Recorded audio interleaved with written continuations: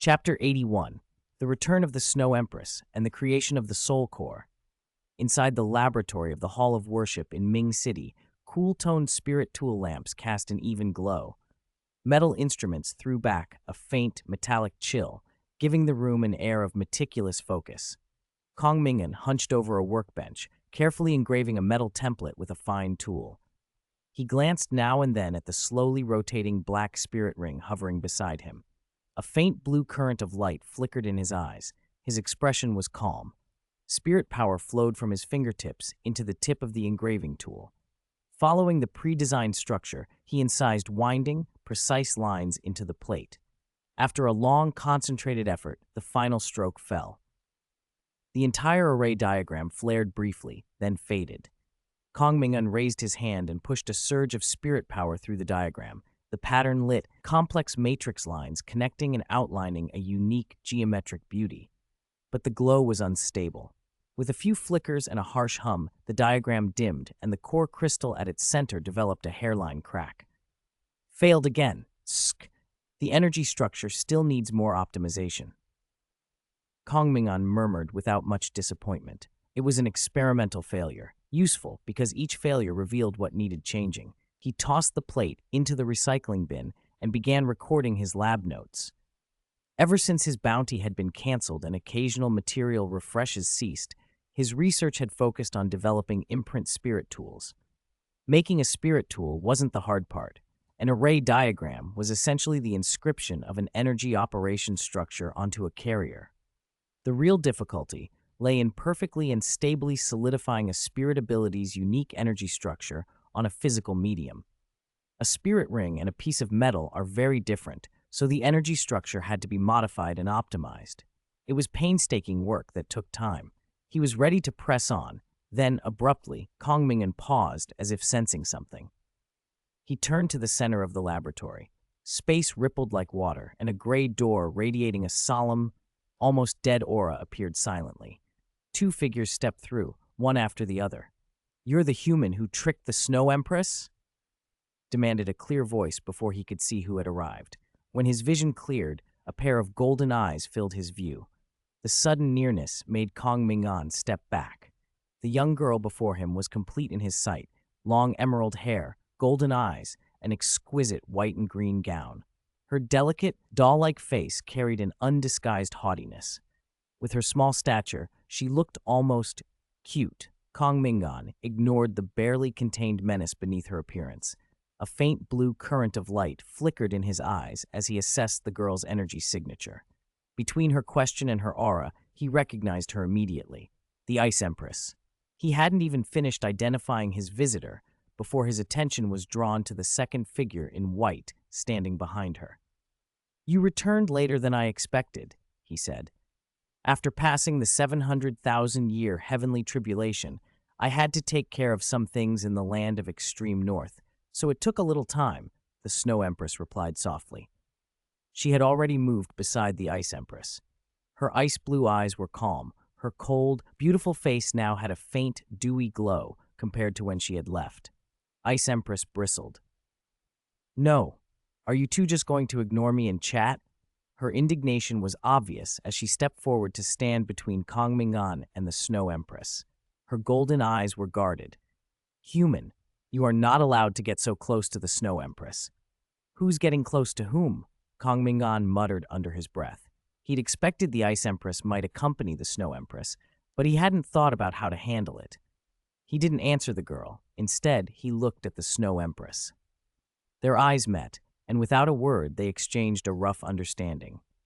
Ice Empress, feeling left out by the silent accord, stamped her foot. "No, I'm still here."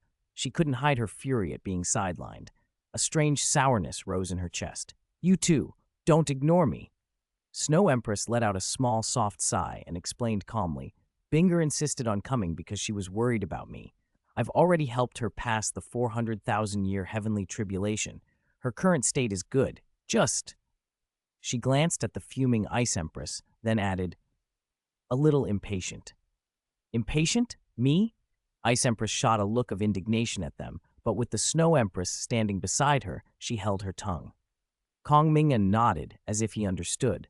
then looked at the Ice Empress and said evenly, "In that case, Snow Empress, you should rest for a few days.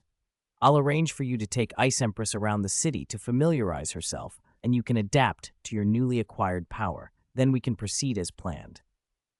Snow Empress shook her head, a trace of seriousness in her ice-blue eyes. "No, let's start now.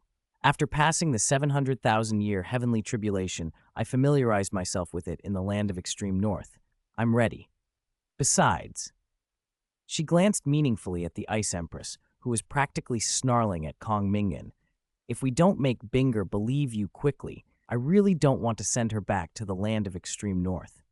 Ice Empress's expression clouded. "Wait, send me back?" She had come to protect Snow Empress, not to be sent away. "Is that so?" she said, the color draining from her face. Kong Ming'an let out a short chuckle and inclined his head. "I understand." As he spoke, an aura of pure ice and snow, identical to the Snow Empress's, poured from his body. His form dimly glowed with ice-blue light as he entered a perfect elementalization state. Ice Empress froze where she stood, staring at him, feeling that same extreme cold emanation. Kong Ming'an smiled and extended a hand toward the Snow Empress. His eyes, now tinged with ice blue, curved with a hint of amusement. "Then let us begin, to forge the soul core." Chapter 82, New Version of the Spirit Core and the Method of Carrying It. Condensing a spirit core? The Ice Empress was the first to lose her composure. Worry boiled up in her chest. Her fear was for the Snow Empress. As the only being in the land of the far north who could casually train and talk with the Snow Empress, she knew much of her history.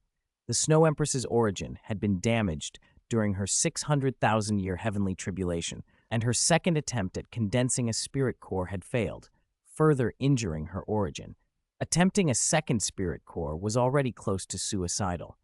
Although the 10,000-year mystic ice marrow had replenished the Snow Empress's origin somewhat, trying again still carried only slim chances and enormous risk. The Ice Empress was truly afraid something might happen to her friend. She reached out and took the Snow Empress's hand. "Snow Empress."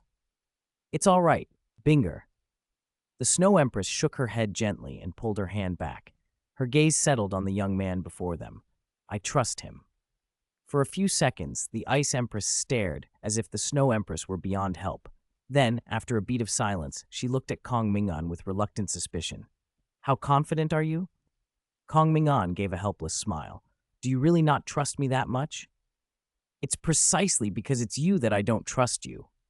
The Ice Empress snapped. "Fair." He nodded, amused but sober. He had grown used to the suspicion spirit beasts held toward humans. When the Snow Empress first met him, she had looked at him the same way. He drew his expression in and met the Ice Empress's eyes seriously. "Don't worry. I care about the Snow Empress just as much as you do." He had not proposed this plan without absolute confidence. He wasn't planning to use a typical spirit core.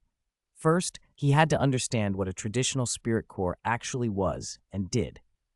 In the conventional Spirit Master system, a spirit core is the center of spirit power, a foundation for becoming a titled Duluo. It speeds recovery, amplifies combat ability, and helps break through bottlenecks. Condensing a spirit core is a transformational, often meteoric process, but its functional properties were vague, its effects layered unclearly, and its limitations considerable. After obtaining and dissecting samples of spirit cores, analyzing them in depth, Kong Ming'an had concluded that while the spirit core was innovative, it still had room for optimization. The steps, the method of condensation, and even the internal energy structure could be improved.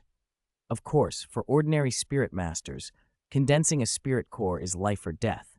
A single mistake can cause spirit power to run wild and result in instantaneous death. Kong Ming'an alone had the ability to sense a problem, reset his spirit power to its original state, and try different approaches until he found one that worked.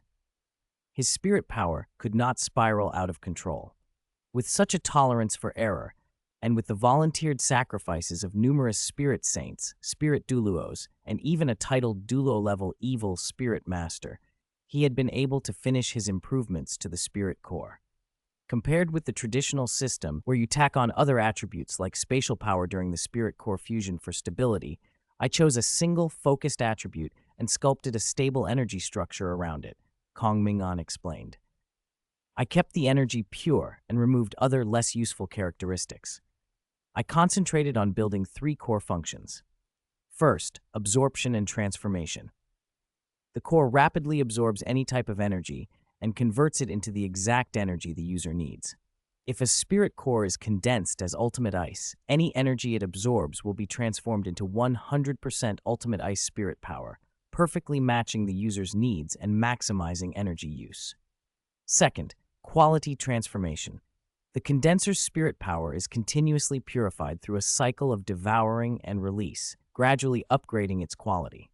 Given enough time, an ordinary Spirit Master's spirit power could theoretically be transformed into an ultimate attribute.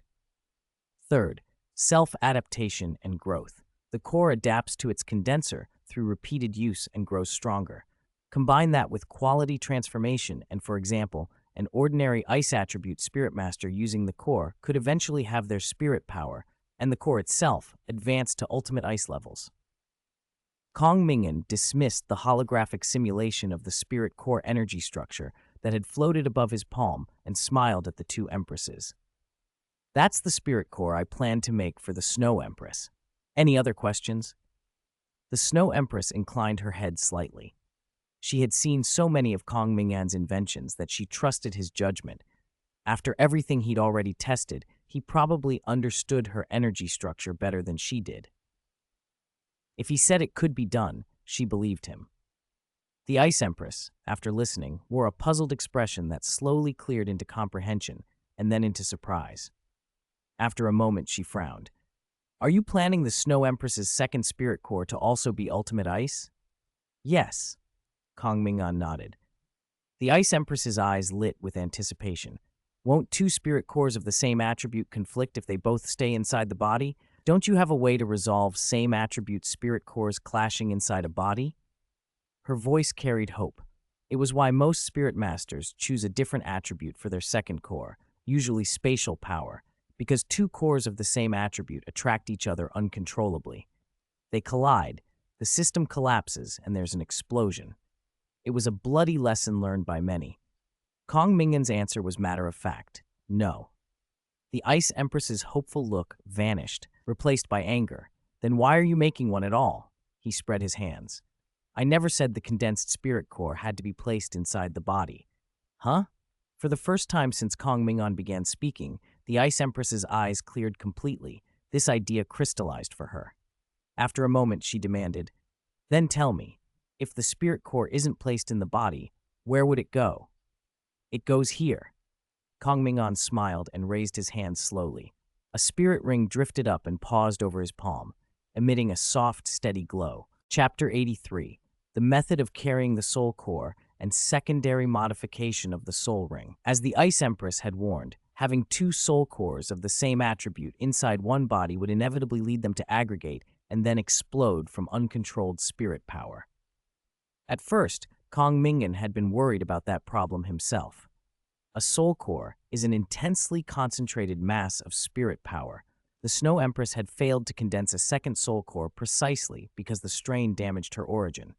Two cores colliding inside a body would cause catastrophic spirit power loss. For Kong Ming'an, his own spirit power might not run rampant, but for anyone else, it would be disastrous. How could it be solved? He had no direction at first, until Elder Yi inspired him, the Sacred Guidance Soul Ring. Drawing on his theory of spirit ring malleability and on the structure of the Sacred Guidance Spirit Furnace in the Divine Seal Throne World, he devised a special approach. Its outward manifestation was a slowly rotating vortex of spirit power, like a nebula, forming in the center of a spirit ring. That vortex looked very much like the nascent form of a soul core before it fully condensed. That single image opened Kong Ming'an's eyes. Normally, a spirit master condenses at most 3 soul cores of different attributes and stores them in the upper, middle, and lower dantian, he said quietly, holding a spirit ring in one hand. A faint layer of spirit power covered his fingertips as he reshaped the ring from a circle into different forms. But if you want to condense multiple cores of the same attribute, focusing only on the body is not enough, so I turned to the spirit ring. He explained the ring's qualities: singularity, independence, malleability, self-recovery, energy storage, and its ability to integrate with the body. By shaping a spirit ring to match a soul core and using the ring to carry that core, the two become one. The soul core can remain independent of the body while still functionally integrated with it, so it won't interfere with the body's spirit power circulation. The spirit ring's energy storage can also be aligned with the three-attribute soul core I improved and optimized. Thus, the limit on soul core condensation no longer has to be 3. Each spirit ring can carry one soul core. 9 spirit rings, 9 soul cores. A hint of excitement touched the corner of his mouth. Each condensed soul core was a qualitative transformation of spirit power. Given the Snow Empress's already near peak foundation, condensing 9 soul cores would mean 9 such transformations. Spirit power transformed 9 times. Could that begin to approach the quality of divine force? If spirit power could be raised close to divine force, would that count as a kind of ascension? Perhaps this was a different path than collecting the power of faith and forging a god position. Or, if Elder Yi perfected Spirit Ring fusion and extended a ring's lifespan, could he fuse 9 identical soul cores into something greater, a divine core, or even a form of godhood? Kong Ming'an paused, smiled faintly, and asked the Ice Empress, "Any more questions?" He had been so used to answering his junior brother and sister that he enjoyed addressing other people's doubts. The Ice Empress's composed but slightly feigned demeanor amused him. She finally murmured, "Nen, no more questions." She'd lost the arrogance she'd had when she first arrived. Now she couldn't quite place this mere human before her. She wondered if, with every extra question, he would reveal something that upended everything she knew. Her brain felt overloaded. "Then you'll be responsible for the protector duties." "Oh," she replied sullenly. She glanced at the calm Snow Empress, but said nothing further. She moved to a nearby chair, slumped down, and swung her feet. Golden eyes downcast, she felt dejected. She suspected she might never win the Snow Empress back. From a distance, seeing the Ice Empress retreat where she wouldn't interfere, Kong Ming'an approached the Snow Empress, tapped her forehead lightly, and used his mental force to transmit the form transformation method he'd tailored for her. The Snow Empress closed her eyes and accepted the information. After a moment, she opened them, her ice blue gaze clear. "How is it? It's not difficult. We can start right away." Because the method was custom-made, and she had already gone through one form transformation, albeit a failed one, but still experience, she needed little preparation. Kong Ming'an breathed a slight sigh of relief, then focused, a faint blue light kindling in his eyes to guard against any unlikely accidents. "Then let us begin." She nodded, and immediately an aura of extreme ice and snow descended. Standing in the center of the laboratory, the Snow Empress's cold eyes glinted. Wisps of intense chill spread outward and formed a microscopic, frigid domain perfectly surrounding her. Ice-blue streams of light rose like a cocoon and wrapped her graceful figure, and the form transformation began. Time slowed. In the blink of an eye, more than half a month passed. Inside the laboratory, the Ice Empress sat fiddling with several exquisite soul tool components, but part of her attention stayed fixed on the ice-blue cocoon. She could clearly sense the Snow Empress's aura lying dormant inside. Even more striking, the vast energy from the 700,000-year spirit beast had not waned. On the contrary, as restrictions eased during the form transformation, that enormous energy seemed to be condensing and solidifying. "A form transformation that preserves cultivation," she muttered, thinking of what Kong Ming'an had explained. Her gaze drifted to the young man, sitting cross-legged beside the cocoon. Seeing his profile made her clench her lips. A trace of resentment surfaced. Since the Snow Empress began her transformation, he had used an elemental body, its attributes and energy structure clearly homologous to the Snow Empress's, though she didn't know where he obtained it, to stand guard without fail. His continuous mental sensing had monitored the Snow Empress's condition the entire time. It made the Ice Empress feel like an unnecessary outsider. "I was here first. How did I become the outsider?" She gritted her teeth but had no retort. She couldn't win an argument with him. She lay back on the lab table and sighed, returning to her fiddling, eyes a little vacant. Then, crack! A barely audible but unmistakable cracking sound reached her ears. She looked up toward the ice-blue cocoon. The surface that had been flowing with light now showed several distinct cracks spreading outward at a speed she could see. 84. The incompetent Hyotech. The incompetent crack, crack. The sound of breaking came faster and faster. Cracks spiderwebbed across the ice-blue cocoon, and at last it shattered. Countless streams of pale blue light scattered and then coalesced into tiny fireflies that hovered dreamily in the air. In the center of the radiance, a figure emerged. She was tall and slender, a fitted white dress clinging gently to perfect curves. Snow-white hair flowed to her waist, and her ice-blue eyes glimmered faintly. She lowered her head, studying her delicate fingers with a trace of puzzlement, then clasped them together. A flash of understanding crossed her face. She had succeeded. She had truly transformed from spirit beast into human. Ming'an stepped forward immediately and, without hesitation, took her wrist.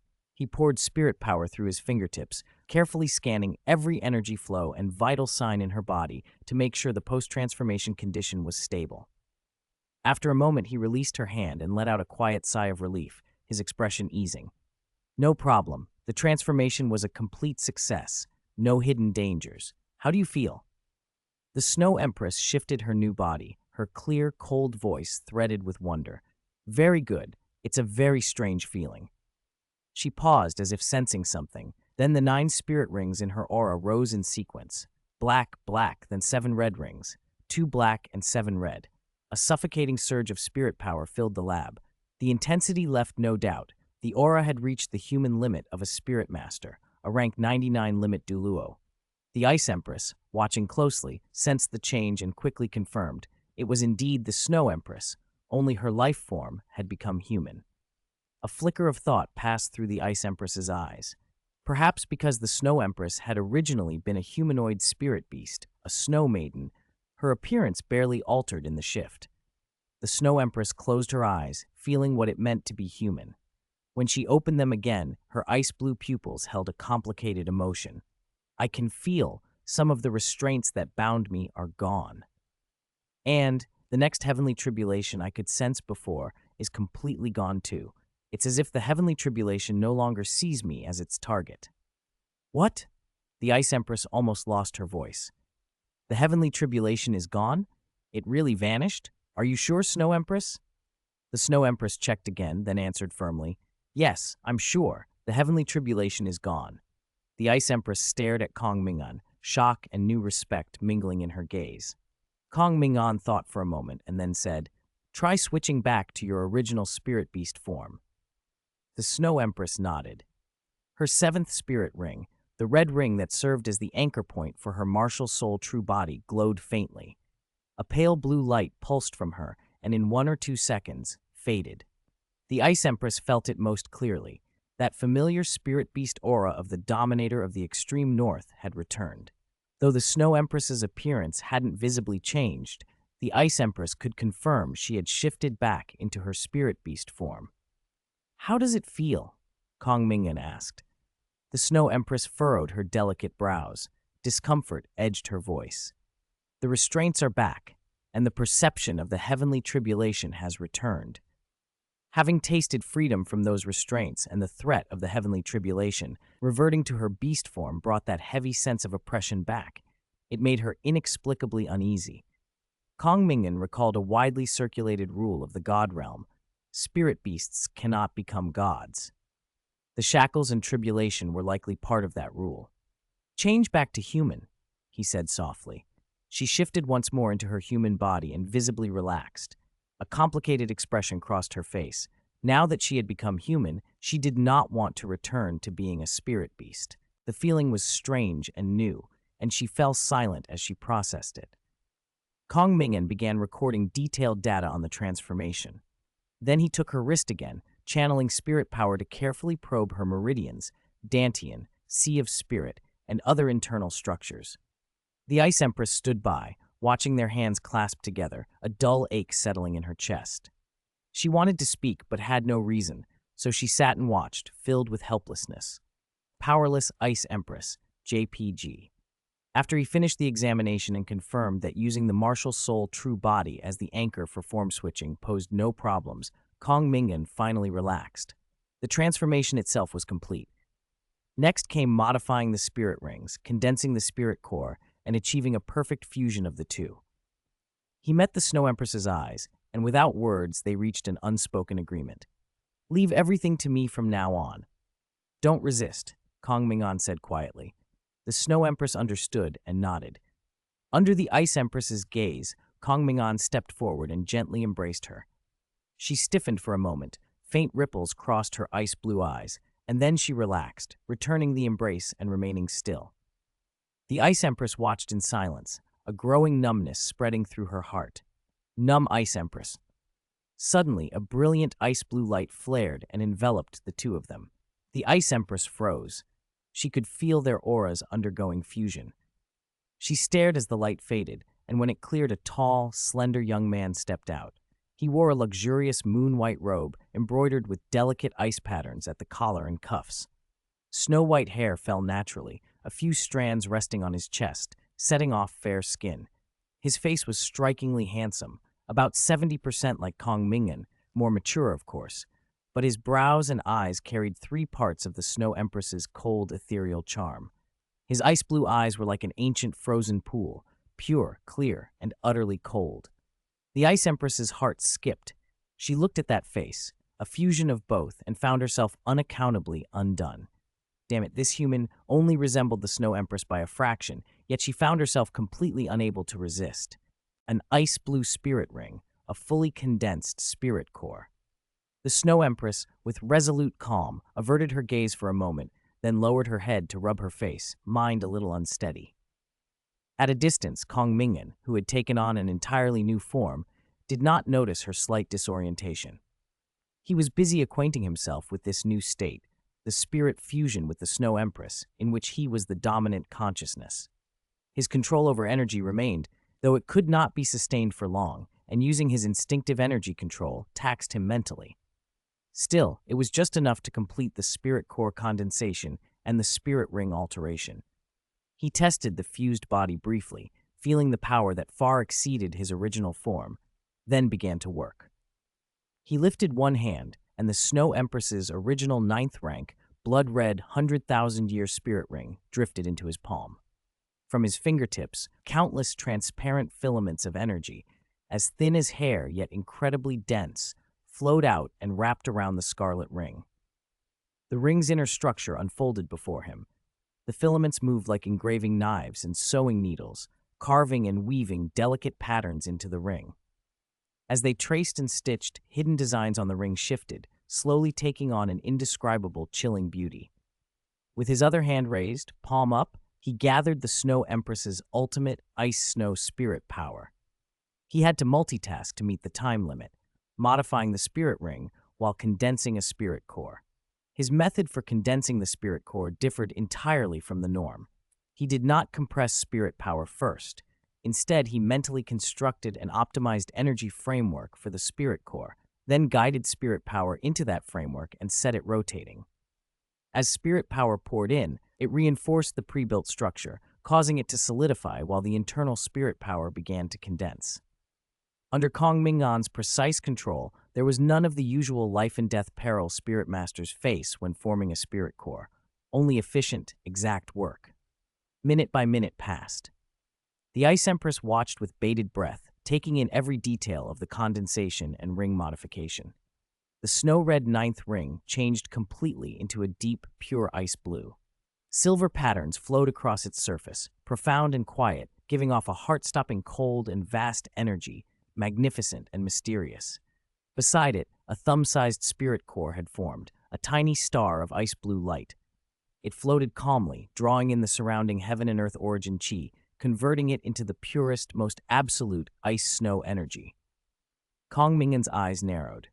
He brought his hands together, and the ice-blue spirit core flew straight to the modified ring, embedding itself precisely at its center. The instant spirit core met ring, the transparent energy filaments Kong Ming'an had pre-designed shot out from the ring and linked perfectly with the core. Everything matched as if they were meant to be one. The fusion of ring and core was complete. A stronger, steadier aura emanated from the spirit ring. Kong Ming'an let out a ragged breath as his mental strain eased. With a flash, the spirit fusion state lifted. The two figures separated. Kong Ming'an's face was pale, his knees wobbled. Exhaustion washed over him in a tide. His vision darkened and he collapsed backward. The Snow Empress reached out instantly and caught him with practiced care, letting his weight rest against her. A flicker of worry crossed her ice-blue eyes as she checked him, and when she found him merely unconscious from extreme spirit and mental exhaustion, she allowed herself a small relief. Snow Empress. The Ice Empress hurried forward, concern in her voice. He's fine. The Snow Empress shook her head gently and adjusted him so he lay more comfortably, every motion gentle and careful.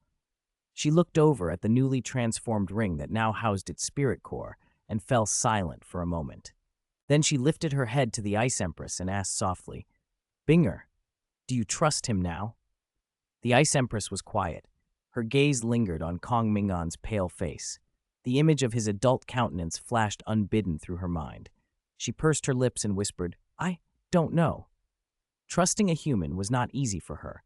The Snow Empress lowered her eyes and let her fingertips brush Kong Ming'an's cheek. Her voice was calm and otherworldly. "Binger, do you remember the contract between him and me?" The Ice Empress nodded. "Your origin has been replenished," the Snow Empress continued, "and his character will not allow him to break his word. The one destined to become a god in the future will naturally keep his promise to protect the land of the extreme north." She paused, and a faint, genuine smile touched her lips. "In essence, everything of me already belongs to him." The Ice Empress said nothing. The Snow Empress looked at her again, a hint of expectation in those ice-blue eyes. "So, Binger, are you willing to try to trust him?" The Ice Empress was silent for a long time before answering in a dry, small voice, "I still don't know. He is human, after all. It's truly hard for me to trust him completely." But she thought of how composed he had been when he explained his plan, of how tirelessly he stood guard over the Snow Empress's transformation for over half a month. She hesitated, then added, "I want to stay. I want to see more." She wanted to see with her own eyes whether this human was truly different, whether the Snow Empress's choice was justified. A faint smile warmed the Snow Empress's cold face. "Welcome, Binger." The Ice Empress pursed her lips, glanced at the unconscious young man, and complained awkwardly, "Welcome what? I don't even know if he'll let me stay. If he drives me away, are you going to hide me?" The Snow Empress's eyes grew slightly unreadable for a moment, but she spoke with quiet certainty. "He will agree to let you stay." She looked down at the youth in her arms as if recalling some detail and repeated with an odd undertone, "He definitely will." "That sure?" the Ice Empress asked, suspicious, unable to shake the unease that something about the Snow Empress's certainty felt wrong. His consciousness floated up out of a fog. Kong Ming'an slowly came awake. The first thing he registered was something exceptionally soft and springy under the back of his head. A faint, delicate scent, like melting ice and snow, lingered at his nose. He forced his eyes open. His vision was blurred at first, then sharpened enough to make out the familiar metal ceiling of the lab, though only half of it. Wait, half a ceiling?" He blinked in confusion, but before he could think further, the Snow Empress's voice drifted down from above. "Awake?" He rubbed his temples and sat up slowly. His gaze slid to the side and met the Snow Empress's ice-blue eyes close in on him, curious. "I'm fine," he said, "just overexerted." Half a month of tending to him, guiding the spirit fusion technique, temporarily borrowing the Snow Empress's power, and sustaining highly concentrated mental force and precise energy control had stacked a pile of debuffs. He'd collapsed into a self-protective sleep. "How long was I out?" he asked. 2 days, she answered softly. Understanding came, but a voice cut in from nearby. "The Snow Empress has been watching over you the whole time." The Ice Empress stood not far off, arms folded, clad in her green and white dress. Golden eyes tracked him. The scorpion tail behind her flicked restlessly, an unmistakable edge of resentment in the movement. Whatever she said sounded sour. Kong Ming'an smiled faintly and then turned back to the Snow Empress. "How do you feel?" He meant to ask specifically about her state now that a spirit ring had condensed into a spirit core. "Very good." She hesitated, then allowed a small, bright laugh. "No, exceptionally good." Beneath her feet, her spirit rings manifested in sequence. 2 black, 6 red, and a single, dazzling ice blue ring. It no longer looked like a mere ring so much as a miniature ice blue nebula. A dreamlike glow pulsed across its surface. Countless tiny, star-like ice crystals orbited a central ice blue spirit core, emitting immense, pure cold, grand, mysterious, almost hypnotic. Kong Ming'an watched intently. On impulse, he reached out and touched the thing he had helped shape. At his fingertip, he felt a warm, potent surge of energy. The structure was stable and intricate, the spirit core and the ring braided into a single cohesive whole, nearly perfect. He had thought to call it the core-embracing ring, but now a different name came to him. Star Ring seems more fitting. A small light sparked in his eyes at the sight of his own creation. A rare smile curved his lips. The Snow Empress lowered her gaze to him. The Ice Empress cast a second look. Only then did she realize that the human who had taken the Snow Empress sometimes looked rather handsome. She flushed inwardly. Kong Ming'an pulled his hand back and composed himself. Specifically, what's changed in your spirit power? The Snow Empress concentrated and reported carefully. All of my spirit power is being drawn into the star ring, purified inside the spirit core, then fed back into my body, and the quality of the spirit power being returned has improved by 1 level. Kong Ming'an nodded. That matched his expectations. The formation of a star ring wasn't an instant panacea. It didn't magically vault the cultivator to new heights the moment it appeared. Each star ring represented a gradual refinement and transformation of the whole body's spirit power, like climbing a divine staircase. Each successful ring was a step. When all 9 were complete, the accumulated refinement would trigger an ultimate leap, a complete sublimation. This was an alternate path to divinity, not the traditional forging of a god position through the power of faith, but a road to godhood through spirit power. It was one of the ultimate goals pursued by the spell cultivator system. Lost in thought for a moment, he returned to practical matters. At the current rate of devouring and refinement, your first full round of star ring transformation will take about half a year. The Snow Empress nodded. His estimate matched her own sense of the process. After millennia of stagnation, suppressing cultivation for tens of thousands of years to avoid a premature heavenly tribulation, the steady, perceptible progress felt miraculous. Kong Ming'an, however, shook his head. It can be sped up. A flicker of surprise crossed her ice-blue eyes. He explained, absorb a 10,000-year mystic ice marrow. Part of its energy can accelerate the transformation so the spirit core grows to its present limit quickly. The rest can be stored to prepare for condensing a second spirit core. Transformation required energy. The remaining mystic ice marrow was the ideal source. The Snow Empress considered his plan, then produced a crystalline marrow that held liquid within its facets and brought it near the ice-blue star ring. With a slight exertion of will, the star ring stirred as if alive. A faint suction arose, and it began to devour the marrow's extreme cold energy. The intake was ravenous and rapid. The ring's glow deepened and brightened. Satisfied, the Snow Empress sat cross-legged and slipped into deep cultivation. The Ice Empress watched from the edge of the lab, envy plain on her face rather than hostility.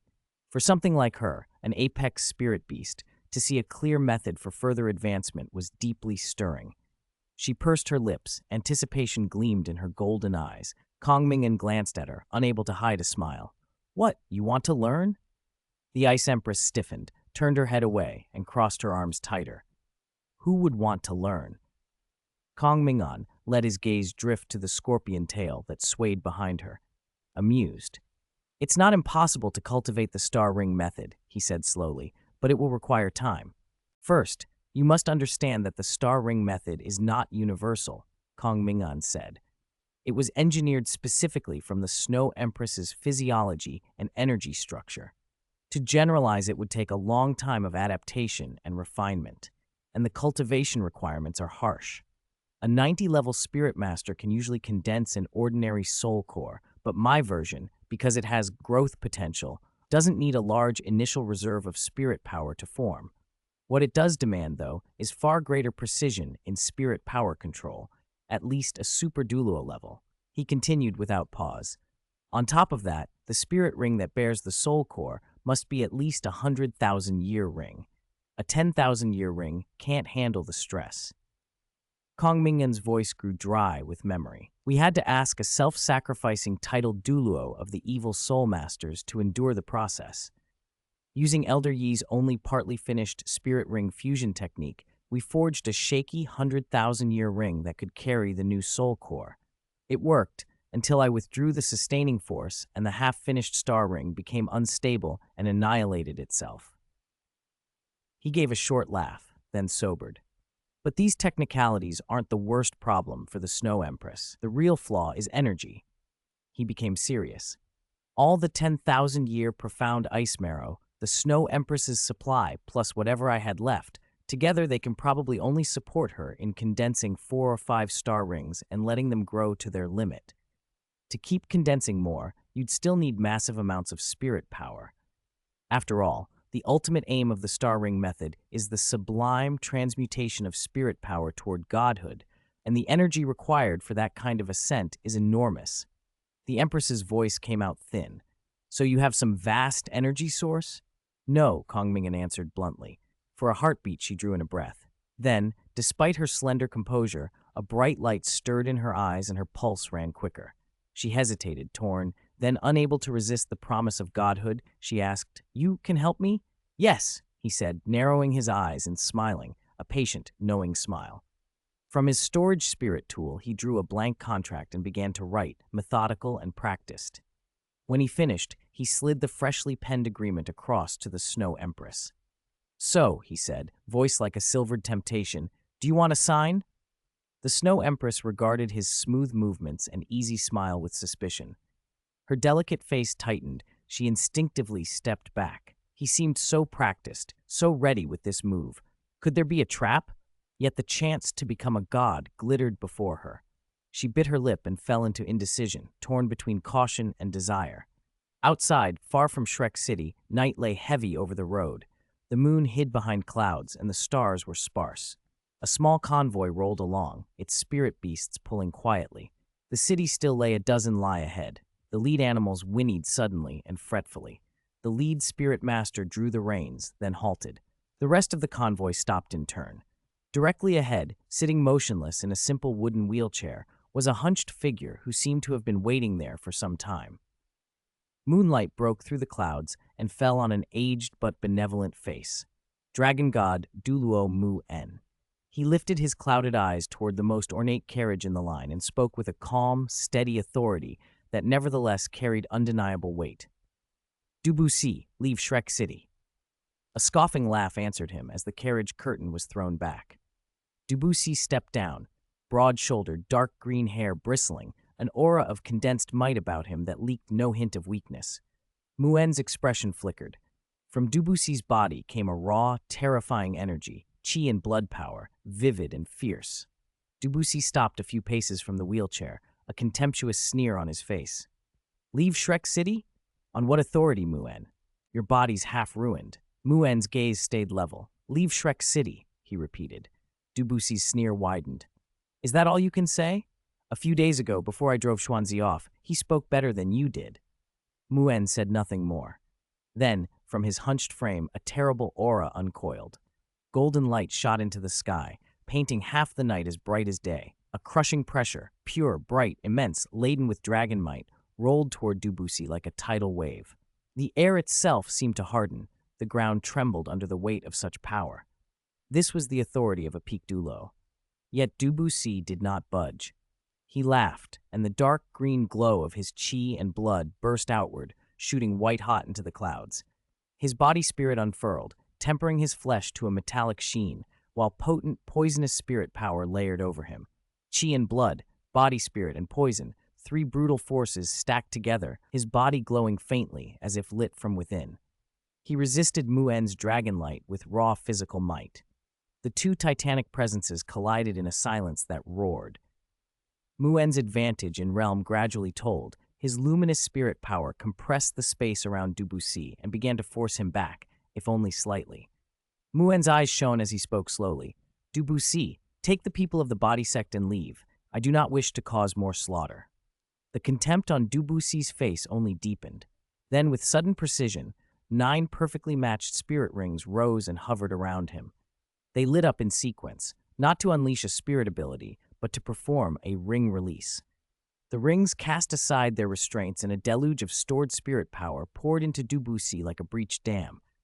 His aura climbed rapidly. The furnace of qi and blood around him flared and radiated heat like a blazing forge. Ming'an! Debussy roared.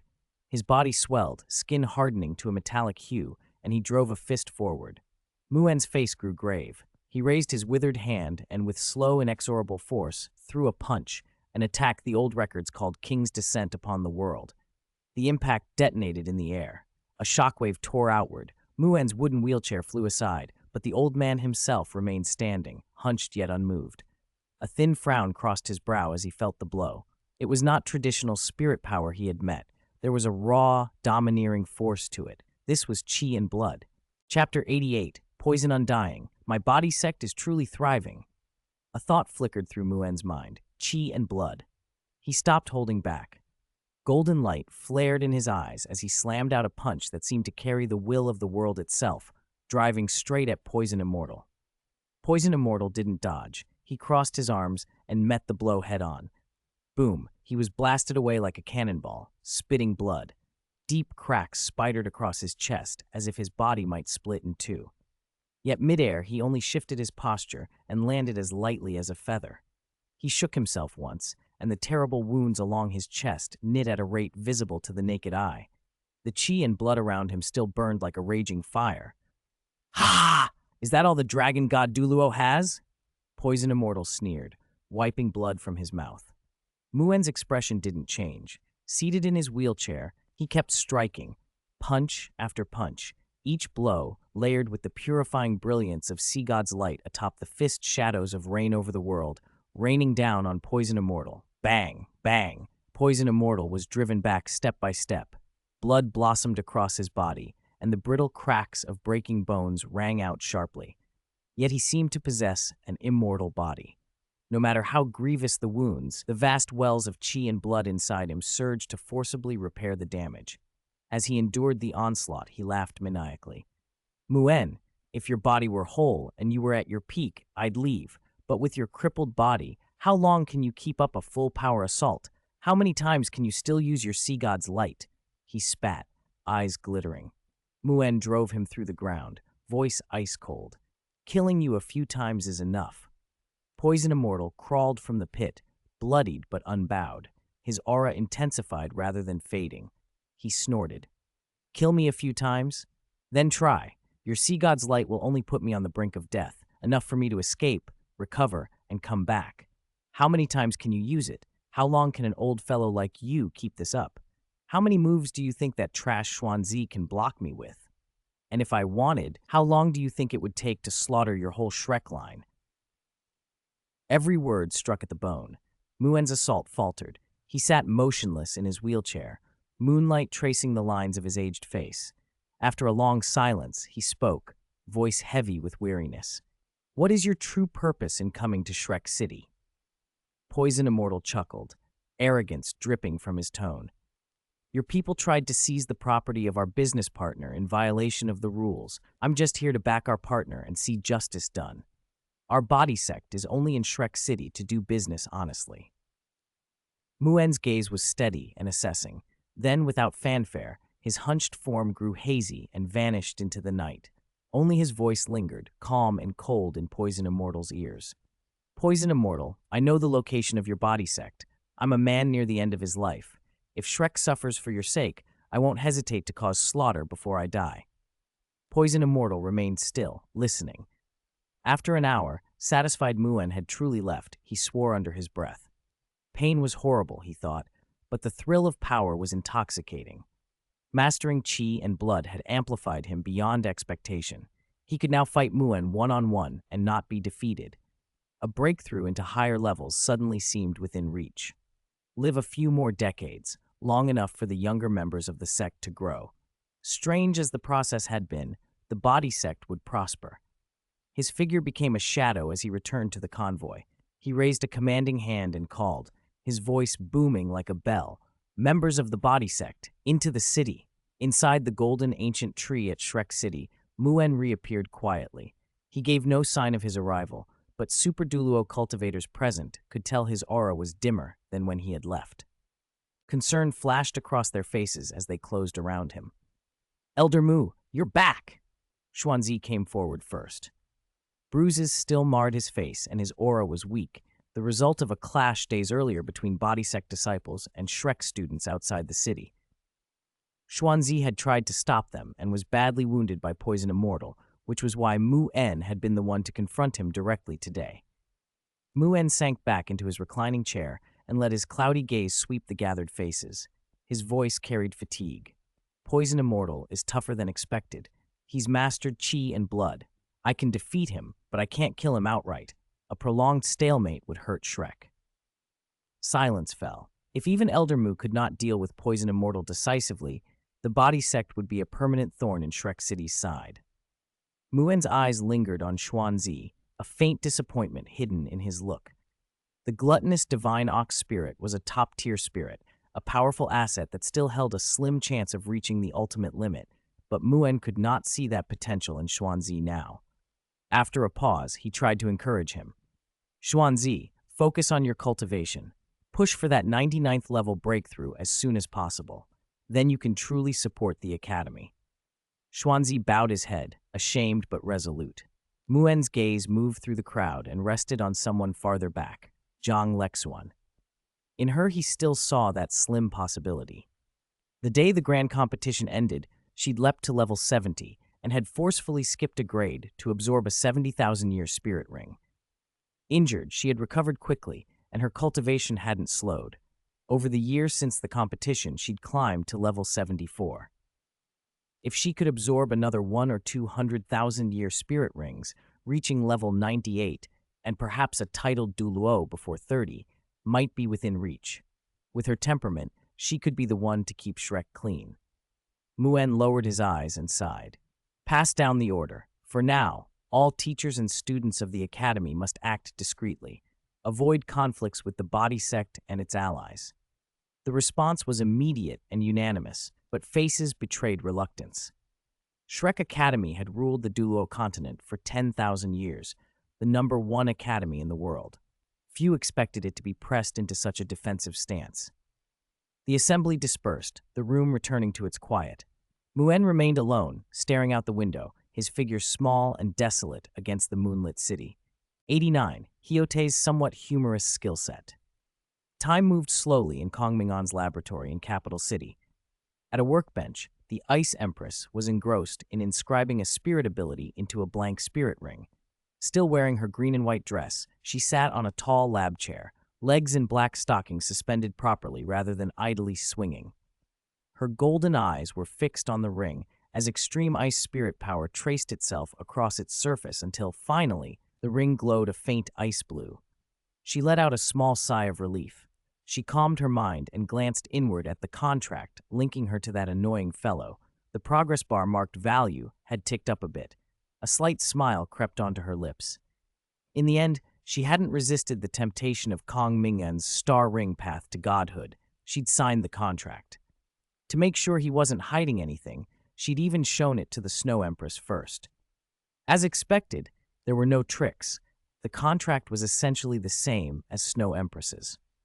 In short, the Ice Empress would supply soul skill modules and help with research, accumulating value she could later trade for the energy needed to form her star ring. After signing and condensing her first module, she'd found she enjoyed the process. There was something addictive about making effort visible. Kong Ming'an sat beside her, leafing through spirit rings and examining the soul skill modules she'd provided. Ice Emperor's Body Protection covers the surface with an ice crystal armor, very strong defense. Pretty much a tougher scorpion shell, he thought. It tapped the inherent energy of extreme ice and used that energy at an average efficiency. Ice Empress's Pincers. Both hands transform into scorpion pincers, high attack power and penetration. Scorpion pincers for a physical assault? Not as refined as the Snow Empress's Emperor's Palm. Eternal Frost Domain, a domain skill that plunges an area into freezing cold. Domain level, acceptable, but crude in rule application, not as subtle as the Snow Empress's Emperor's Chill Heaven. Kong Ming'an muttered to himself. He'd expected more. Snow Empress's modules had been top rate, so he'd been curious what the Ice Empress could offer. Reality, he concluded, was disappointing. The modules were numerous, but most lacked technical sophistication. They relied heavily on instinct and racial talent rather than clever design. He looked up at the busy Ice Empress with a touch of pity. She felt the gaze and raised her head, confusion in her golden eyes. She wrinkled her delicate nose and huffed. "What are you looking at? Why do you have that face?" "Nothing," Kong Ming'an said with a small shake of his head. He'd only been idly observing. She still stared at him suspiciously. He watched her simple, energetic demeanor and imagined her soon accumulating enough value to exchange for a star ring. She reminded him of the junior brothers and junior sisters from his past life who'd just joined a lab, brimming with confidence, convinced they could change the world. Simple-minded, he thought. He hoped she kept that simplicity. He'd planned to groom her into a bodyguard and pair her with the Snow Empress as the Extreme North duo. If both formed star rings and combined their spirit fusion skill, they might even restrain DTN. At that point, he could conveniently recycle other high-end resources, the Evil Empress, Ye Shishui, Long Xiaoyao, and those from the Holy Spirit cult. But now it seemed the Ice Empress might not be as formidable as he'd imagined, not exactly a top-tier combatant. He rose, opened a portal to the undead demiplane, stepped through, and returned a moment later carrying a clear, cold-tinged bone, the left arm bone of an ice jade scorpion. The Ice Empress's gaze snapped to it, then narrowed. "Human, why are you holding a kin's spirit bone? Do you have ill intentions? You wicked human. Just wait." Before she finished, Kong Ming'an casually tossed the spirit bone to her. She was taken aback, instinctively catching it and cradling it in her arms. She looked down at the bone, then back at him. Her eyes cleared a little. The skill bound to the spirit bone is the ice explosion technique," Kong Ming'an said calmly. "It was legally purchased by my subordinate at the Mingmeng Chamber of Commerce auction. I didn't kill anyone." Her anger eased a touch, though she still watched him with caution. "So, it's useful to you?" he asked. She studied the bone in her hands, feeling the familiar energy fluctuations, the same origin as her own. She hesitated, then answered honestly. "It's tricky. I'm not human. I can't directly absorb spirit bones, but if I spend a lot of time studying it carefully, I might be able to comprehend it." "How long?" Kong Ming'an asked. "Not short. A few 100 years, probably." Kong Ming'an was silent for a moment, then suddenly asked, "Are you afraid of pain?" The question startled her. He'd switched topics abruptly. She narrowed her eyes. "What are you planning?" Ricky smiled faintly, rubbed his temple with one finger, and produced his life engraving knife, the tool that perpetually nourished his body and enhanced his physical strength. "I have a way to help you learn the ice explosion technique temporarily. The method will be painful." He explained his plan, a kind of spirit bone shaping surgery. Not actual bone modification, but temporarily inscribing the soul skill module onto her bones so the inscription would naturally decompose and be absorbed, letting her quickly perceive and comprehend the technique. It was a method he'd used before to rapidly master soul skill modules. After he acquired Imprint, it had lost use for himself, but it would still work for her. The Ice Empress regarded the life engraving knife, which pulsed with a rich life aura, and felt unease. But the prospect of learning ice explosion quickly crushed any lingering hesitation. Besides, she'd already signed the contract. What was there to fear? "Do it," she declared, puffing out her slender chest with an air of bravado. Kong Ming'an reminded her, "It will hurt a lot, if you can't handle pain." "No more talk. Just do it," she snapped. He raised an eyebrow and chuckled. "Fine. Don't come crying for mercy," he warned. She sneered. "Me beg for mercy? Ha!" Kong Ming'an held out his palm. "Hand." She snorted but placed her right hand in his. "It's only a bit of pain," she thought. How bad could it be? 90. On the self-cultivation of the child of destiny. Hiss! Ah! A muffled groan, stifled with effort, echoed through the laboratory. The Snow Empress bit her lip to keep from crying out. Her golden eyes dropped to her hand, which was being held in place by a gentle but unstoppable force. The flesh of her palm split open from within and was held apart by filaments of spiritual energy, exposing the pale, jade-like bones beneath. Ming'an, expressionless, used the tip of his life-carving knife, to etch intricate, profound runes into those bones. Physically, it did her no real harm. She could have healed from such a wound instantly once it was over. But this wasn't physical damage. It was pure pain aimed at her mind. The Snow Empress felt her mental force drawn out and anchored to the bones. Each time the carving knife bit in, her mental energy, instinctively trying to recover, was sliced and refixed. It was as if countless fine needles pierced her consciousness all at once. No injury, but an unrelenting, exquisite ache, mental agony, not bodily harm. If she hadn't felt the so-called soul skill module Ming'an spoke of, she'd have thought he'd hired torturers for private revenge. Her delicate face tightened, silent, but the expression read, "It's barely painful. If you think you can, add more." Ming'an glanced at her and said slowly, "If you can't stand it, you can scream." "It doesn't hurt," she snapped through gritted teeth. Pride and stubbornness filled her golden eyes. She clenched her jaw and endured the whole time without making a sound. Ming'an chuckled and kept working. After a while, he lifted his hand, and a warm, verdant glow of life swept over her palm. The opened flesh sealed at once, returning to its flawless state as if the surgery had been an illusion. The Snow Empress exhaled and quickly recovered, though the memory of the pain lingered as a faint tingling in her mental force. The soul skill module was there in her perception, crystal clear. Excited, she retrieved a soft-boned rabbit from the materials area and began testing the ice explosion technique that had just been imprinted into her instincts. Ming'an watched in silence. In the original story, the Snow Empress had once said that if she possessed the ice explosion technique and was in the extreme Northland, she might have a shot at challenging the Snow Empress. An odd boast, but it hinted at great potential. Ming'an didn't know how much of that was true, but he wanted the Snow Empress to be a top-tier fighter at his side. Quietly, he ran through the current high-end combatants around him in his mind. There was Elder Yai. His power was ambiguous, but judging by his recovery, he was roughly demigod or close to it. Ming'an's grandfather, Kong Deming, was a level 98 body cultivator with twin spirits and with his nearly completed innate soul tool could be considered demigod level. The Snow Empress herself, level 99, extreme ice, was already roughly demigod, even without factoring in anything else. With the star ring she was cultivating, Ming'an calculated she would likely reach quasi-god power by the second or third ring. In short, 4 ultimate-level fighters were now potential assets, enough, in theory, to sweep the entire Doluo continent. Even if the Sun and Moon Empire declared war on the Doluo Three Kingdoms, they could likely win. But Ming'an wasn't going to do that. He had learned from the god of destruction that he had been given 80% of the luck accumulated on the Doluo plane over tens of thousands of years. He felt some obligation toward the plane spirit that had gone all in on him. More than simply ascending to the god realm, he wanted to transform the Doluo plane himself, integrate and elevate it. That required unifying the continent by peaceful means when possible, minimizing casualties. After all, mass deaths would burden the plane the way losing a body's microbial balance would harm a human.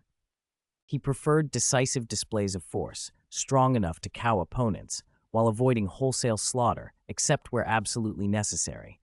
Evil soul masters and vicious spirit beasts, of course, were different. Those could be used as material. After blowing up 46 soft-boned rabbits in succession, the Snow Empress was thoroughly satisfied. She returned from the experimental area, her golden eyes bright with barely contained excitement. She glanced at Ming'an, who was leaning against the workbench, absorbed in thought. There was a hesitation in her step. Then, awkwardly, she walked up to him and forced out, Thanks. You're welcome." Ming'an snapped out of his reverie and waved a hand. Instantly, she felt almost half of her accumulated value points vanish. Soul skill module, plus surgery and treatment fees, no credit. The Snow Empress stared open-mouthed at the suddenly shrinking progress bar. Then she exploded. That's robbery. I was saving those for divine force." "You inherently evil human, I'll get you," Ming'an said calmly. "Don't want it? Then give me back the ice explosion technique." He moved to take her right hand. She made a small sound, half hiss, half startled breath, protectively clutched her hand to her chest and stepped back, golden eyes flashing.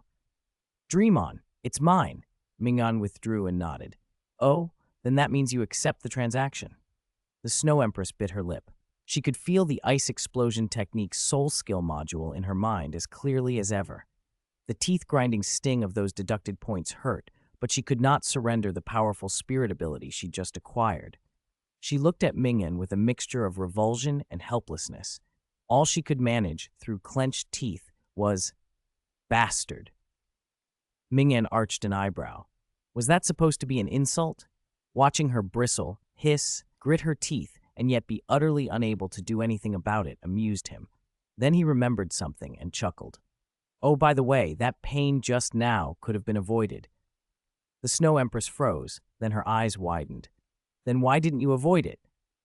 You didn't let me finish speaking, Ming'an said, spread his hands in a mock innocent shrug. She remembered. She'd said, plainly, just do it. A faint blush colored her cheeks. Her fists were clenched, knuckles white. The girl's face flushed red, and she stood there, furious and embarrassed all at once. Chapter 91. Wang Donger, Gu Choer, and Gu Yue. In a neat, single dorm room at the Sun Moon Royal Soul Engineer Academy in Capital City, a young girl stood at the window, watching the city below. Her hair was a long, blue-pink cascade like a weave of dawn and sky, and her eyes matched, gradients of the same colors that sparkled when she looked around. Her features were delicate. Though still young, her figure was already taking shape. She wore the Academy's blue and white uniform, white stockings on her legs, all of it giving her a lively, youthful air. This was Wang Donger. Beyond the glass, the metropolis spread out in metal and spirit tool technology, bathed in morning light. Towering spirit tool spires reflected the sun, and all manner of spirit tool vehicles threaded through the streets in disciplined flow, a civilization of precision very different from where she had come from. Relief loosened the tension she had been holding for months. From the Clear Sky Sect to Maple Leaf City, and finally here to Capital City, she had traveled constantly for weeks, and now she had arrived. The journey had been surprisingly smooth. When she was hungry, she would stumble across fruit trees. When tired, kind strangers offered rides or lodging. Even passing the heavily guarded borders of the Sun Moon Empire had gone without trouble. Luck had been on her side, and her purpose here was clear. She had come to find her big father and second father. Everyone at home insisted they were dead, but Wang Donger refused to accept that. She felt in her bones they might be alive, perhaps trapped somewhere, and she was determined to find them herself. Enrolling at the Sun Moon Royal Soul Engineer Academy was the first step. Though she had arrived out of season and was a bit younger than the usual age when she revealed her radiant goddess butterfly spirit, an innate full spirit power talent, and the 2 spirit rings on her soul mark, one yellow and one purple, the admissions faculty made an exception. An upperclassman arrived within an hour of her entrance exam with 3 sets of academy uniforms tailored to her, other daily necessities, and a quick orientation. It was clear the school valued her. She glanced at a brand new spirit tool communicator on the bedside table, one of her enrollment gifts. A faint nausea rose in her chest, an instinctive aversion she had carried since birth, an irrational, soul-deep dislike of spirit tools. Looking at them too long always made her uncomfortable. Lately, especially in Capital City where spirit tools were everywhere, the feeling had lessened. She could now tolerate them when necessary. At the academy, students trained as soul engineers, but split into 2 paths: spirit tool manufacturers, who designed, inscribed, and forged devices, and spirit tool operators, who learned to wield them in combat or for support. Promotion depended on rank assessments. Second-year students, for example, were expected to reach rank 2 on their path. Outstanding graduates could enter Mingde Hall, the Holy Land of Soul Engineers, after 6 years and receive an independent workshop. Given her aversion, the manufacturing route was impossible for Wang Donger, but she could adapt to being an operator. That was the plan. The first step is done, she whispered to herself, taking a deep breath and patting her cheeks, determination stitched over the momentary calm. She was no longer a Clear Sky Sect young lord with servants to pick up her messes. She had to solve problems herself and work hard. Realizing the hour had advanced, she grabbed the prepared bread on her desk, bit into it, and hurried out. She ran down the dormitory corridor, bread still half chewed. At the entrance, 2 figures suddenly stood in her path. Wang Donger froze and instinctively released spirit. The radiant goddess butterfly's enormous, luminous wings blossomed behind her, blue, pink, and gold shimmering like a dream. With a gentle flap, she shot up, gliding over the heads of the two people and landing lightly on her feet. "Sorry," she cried, retracting her spirit immediately. Academy rules forbade spirit or spirit tool flight in certain areas. She didn't want to break them on her first day. She bowed and hurried on toward the teaching building. The classroom was nearly empty when she arrived. She found a seat and pulled out the thick textbook, Basic Principles and Operational Overview of Spirit Tools. The diagrams and formulas made her head swim, but she forced herself to read. Soon, though, two students entered one after the other, the same two she had almost collided with. One was black-haired with cold dark eyes and a cool, noble demeanor, as if nothing could ruffle her. The other was tall and slender, her long golden hair and ruby eyes dazzling. She carried herself with a heroic air and striking beauty. Wang Donger hesitated a beat, then rose and walked over. "Hello," she said politely. "My name is Wang Donger. I'm sorry about almost running into you at the entrance."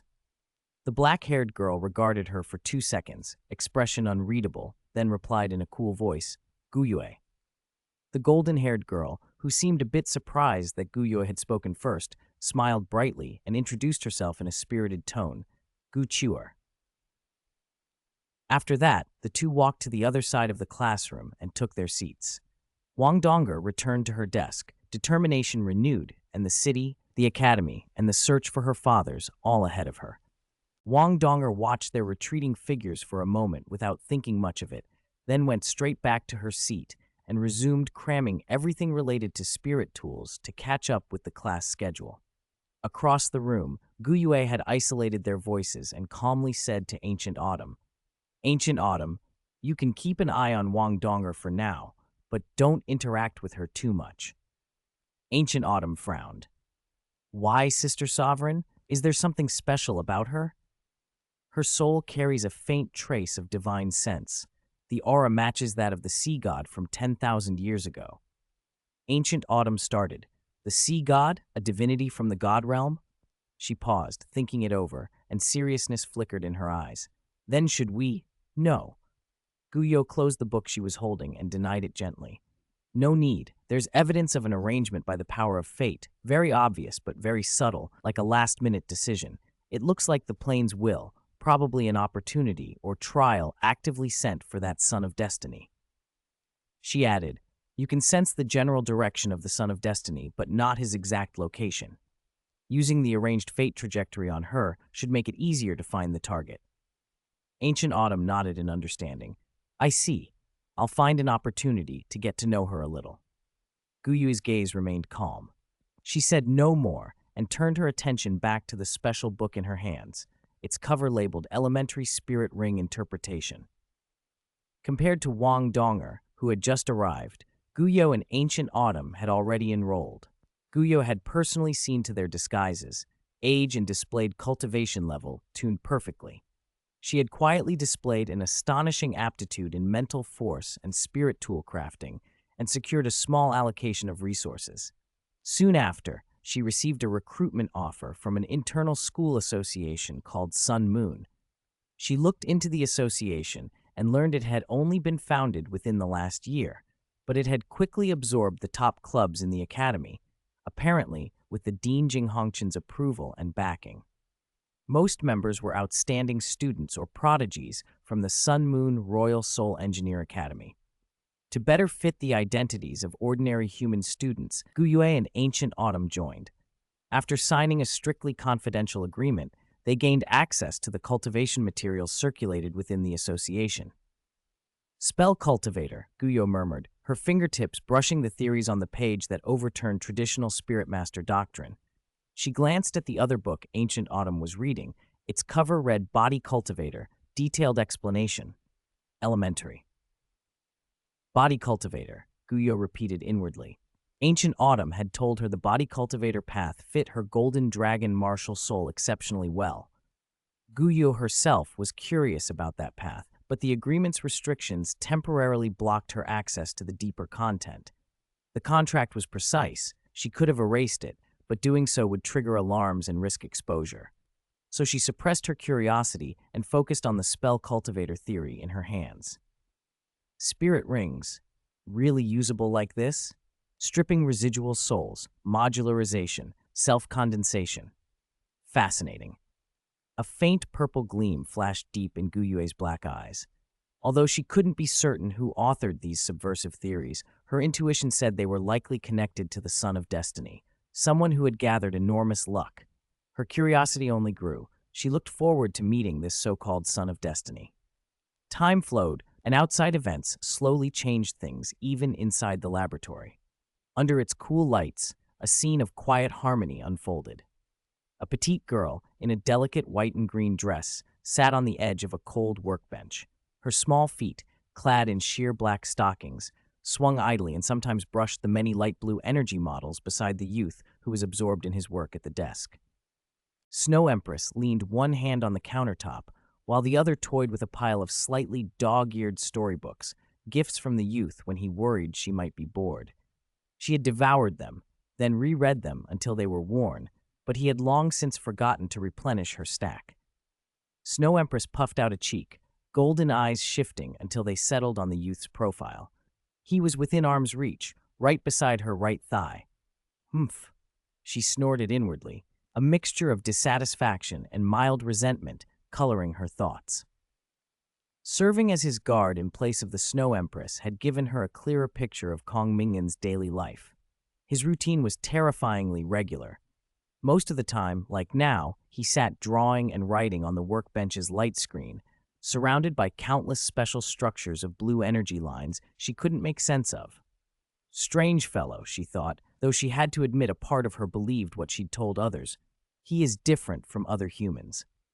After all, what normal person spent all day shut up in a lab?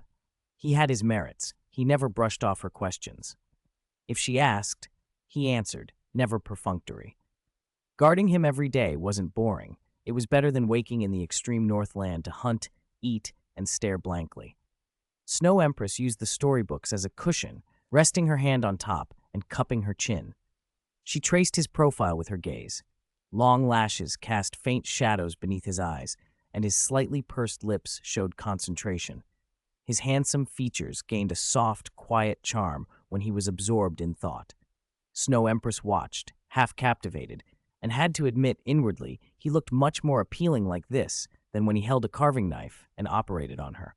Her reverie was cut short when Kong Ming'an's movements stilled. The faint blue stream in his eyes faded, and his focused gaze returned to its ordinary clarity. Snow Empress, who had been drifting, felt her heart skip. She grabbed a book and pretended to flip through it with her head lowered, then looked up coolly at the youth beside her.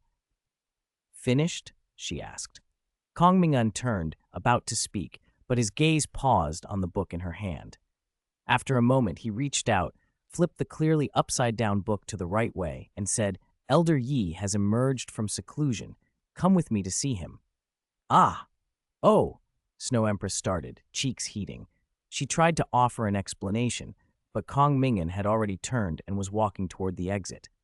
"Wait! Wait for me!" she called, jumping down from the workbench and hurrying after him. He didn't look back, but he slowed just enough for her to catch up and fall into step beside him. "Listen, what happened just now was an accident," Snow Empress hurriedly explained. I believe you," Kong Ming'an replied without looking over. Snow Empress's hands tightened into fists. That look clearly meant he didn't believe me at all. Chapter 93, Fusion Limit Elevation Method. A moment later, the two of them stood before the thick metal door of Electrolux's laboratory. Kong Ming'an injected a pulse of spirit power and passed the verification. The heavy door slid open soundlessly, and he stepped through without hesitation. The Ice Empress followed, pouting and looking like she wanted to punch him, but she fell into step half a beat behind, mimicking the posture of the Snow Empress from her memories. Her golden eyes scanned the room with vigilance and curiosity. She had not sensed anything through the door, but now a deep, deathly silence filled the lab, an aura that instinctively reminded her of evil spirit beasts and evil soul masters. Yet beneath that silence there was also a faint light. The combination felt wrong, and she drew a little nearer to Ming'an. They walked down the passage and turned into the main chamber. A figure in a loose gray robe slowly turned to face them. He appeared young and handsome, his long hair gray-white and flowing naturally, his golden eyes deep and old beyond his looks, as if they had seen countless years. Kong Ming'an paused, surprised by the unfamiliar face, and then asked, "Elder Electrolux, what, you don't recognize me just because I changed my appearance?" The man chuckled. His voice carried the familiar aged timbre Kong Ming'an knew from before. This was indeed Electrolux. After confirming his identity, Kong Ming'an's curiosity surfaced. "What is this?" Electrolux smiled calmly and began to explain. "This is partly thanks to you. I reverse-engineered your elementalization theory within the spell cultivator system and combined it with some new insights I developed about the law of life and death. From that, I constructed a method to reconstruct and stabilize a physical body using elements. In short, the body is a material vessel built with light elements as the bones, undead power as the flesh and blood, and a strand of my divine sense as the core." He skimmed over the complex principles and risks, giving only the essentials. Ming'an listened, thoughtful. The method had potential. It could deepen elementalization and reinforce chi and blood transformation, to an extent. Electrolux, reading his expression, added, "I'll organize all my findings from this seclusion and hand them over to you. The procedures for energy conversion, matter construction, and soul anchoring should be of reference value." Kong Ming'an inclined his head. "Thank you, Elder Electrolux." Electrolux waved his hand dismissively. "We helped each other. No thanks necessary. Let me show you what I achieved." At those words, 9 gray spirit rings rose from beneath Electrolux's feet and hovered around him, slowly pulsing with a familiar aura of sacred silence. The Ice Empress immediately tensed, wary even though the man appeared to be an ally. Kong Ming'an paid the oppressive aura no mind and let pale blue light flash in his eyes as he analyzed the ring's energy structure. A trace of surprise crossed his face. They were 100,000-year spirit rings. Every one of the 9 had reached or surpassed the 100,000-year level. Electrolux smiled and began to explain. "During this seclusion, I achieved 2 main results. The first I call the Fusion Limit Elevation method. It's based on spirit ring fusion and was inspired by the concept of spirit ring limit elevation from the body sect's secret techniques that you provided. This method can permanently raise the lifespan limit of a principal spirit ring and increase the load capacity of the soul skill module by fusing spirit rings. The fused ring functions the same as an ordinary spirit ring." He pointed to his rings. These were elevated using that method. But the method has 2 clear limitations. First, it places an enormous burden on the physical body. The additional energy capacity of an increased lifespan spirit ring is a tremendous load for spell cultivators, who focus on spirit control early on and generally have fragile bodies. I currently recommend attempting this only after obtaining the 7th spirit ring, mastering elementalization, and undergoing a qualitative change in your control over energy. Body cultivators who specialize in the physical form will be able to attempt it earlier. Their bodies can bear the rings more easily. Second, there's the lifespan ceiling. Based on my trials, spirit rings with lifespans under 1 million years are theoretically achievable with this method. But rings with very long lifespans demand exceptional physical fitness, so I don't recommend pushing it. My suggestion is to stabilize at 900,000-year spirit rings first before pursuing anything longer. Kong Ming'an nodded, impressed but not surprised. Electrolux had indeed found a way to stably raise spirit ring lifespans. His only regret was that he himself still couldn't support a 100,000-year ring. It wasn't a fatal problem. He no longer actively cultivated, relying instead on the automatic cultivation of his sacred guidance soul ring to grow spirit power. That ring's steady absorption of heaven and earth origin chi, coupled with his fine control over energy, had accelerated his growth. By his estimate, he would likely reach title Dulo around 16 or 17, adequate, if not extraordinary. Electrolux continued, "I haven't attempted a 1,000,000-year spirit ring. I lack reference materials, and the energy required to condense a single 1,000,000-year ring is astronomical.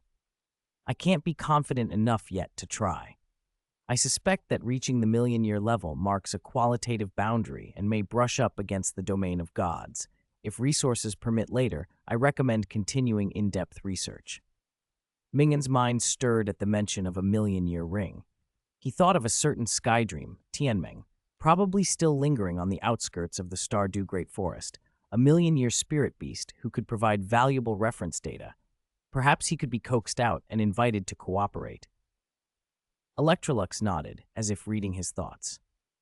My second achievement can be divided into two versions, though their essence is the same. He paused, then added, they're the self-condensing soul ring method and the condensing soul ring method. Chapter 94. The self-condensing spirit ring method and the condensing soul ring method. As is well known, Electrolux began, when a spirit master reaches a bottleneck, they must hunt and kill a spirit beast, absorb a spirit ring, and only then can they raise their spirit power rank. The self-condensing spirit ring method, however, imitates the way spirit beasts form and condense their own rings. It lets a cultivator condense a spirit ring directly by shaping and controlling their own spirit power. The age of a spirit ring, condensed this way, depends on the cultivator's own spirit power, and the process bypasses the need to absorb an external ring. Once formed, the ring is already fused to the user. Because it is condensed from the user's own spirit power, incompatibility isn't an issue. The main concern is whether the body can bear the strain. For a spell cultivator, a ring condensed in this way is also far easier to modify into a sacred guidance soul ring. Electrolux shifted tone and pointed out the crucial caveat. But the threshold is high. Condensing a spirit ring requires solidified spirit power, extremely precise control, and a profound self-understanding.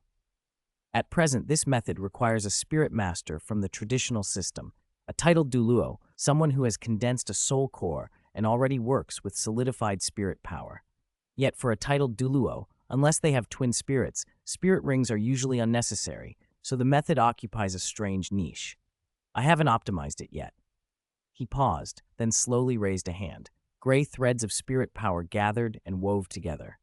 In a moment, a faintly white 10-year spirit ring materialized in his palm.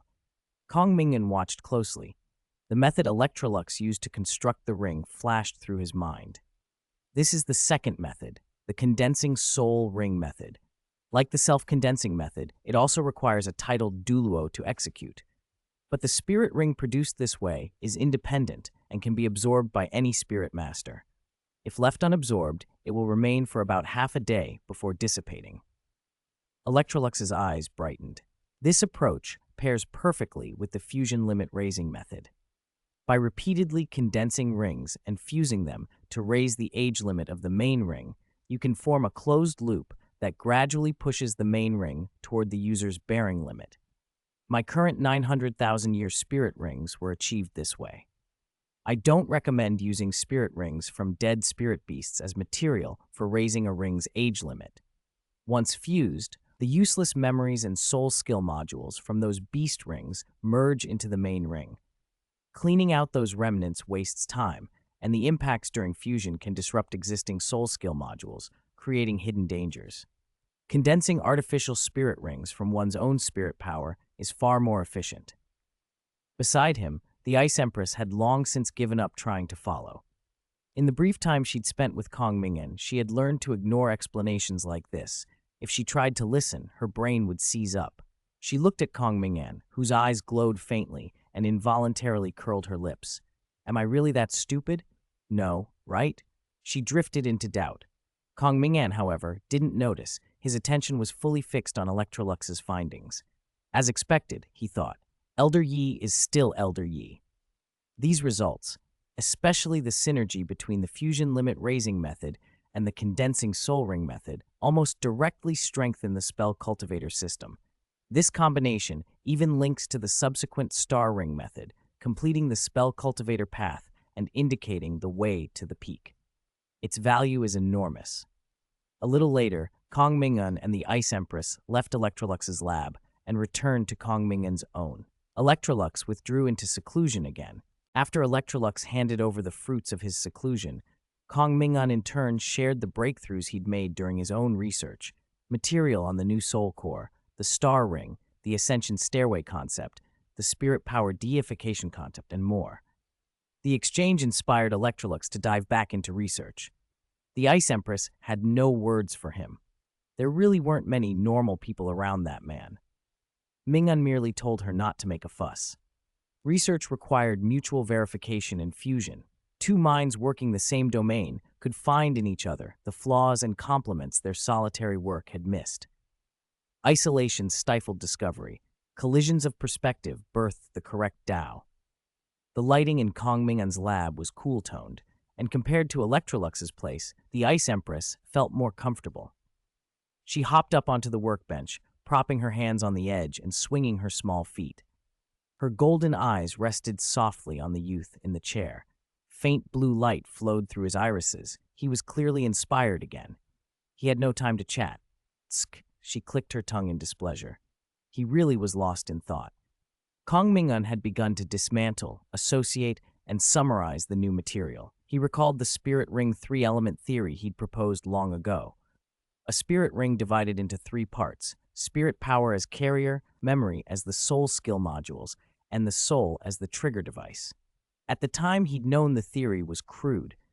It explained some things intuitively, but left a major blind spot around the interaction between a spirit ring and the spirit master's own spirit. He'd put off refining it, focusing instead on applications. Now he felt it was time to patch it. When a spirit master obtains a spirit ring, 2 points cannot be ignored, he murmured, sinking his consciousness inward and sorting through the swarm of thought. 2 points in total: the partial directivity of the spirit ability and the adaptation modification of the spirit, and the spirit evolution brought about by spirit ring attachment. 95. On the evolution of a martial soul brought about by spirit rings. First point: partial directionality of spirit abilities and spirit adaptation. On the Duluo continent, people like to call the spirit ring you get from a spirit beast random, but that's not the whole story. Take an attack-type spirit master who hunts a power-type spirit beast and acquires a spirit ring. He wouldn't want a defensive or support spirit ability. Inwardly, he wants something offensive. From that desire, a kind of will is born. That will subtly influences the remnant soul in the spirit ring during absorption, making it more likely to supply a soul skill module, a memory, that fits the spirit master's inclination.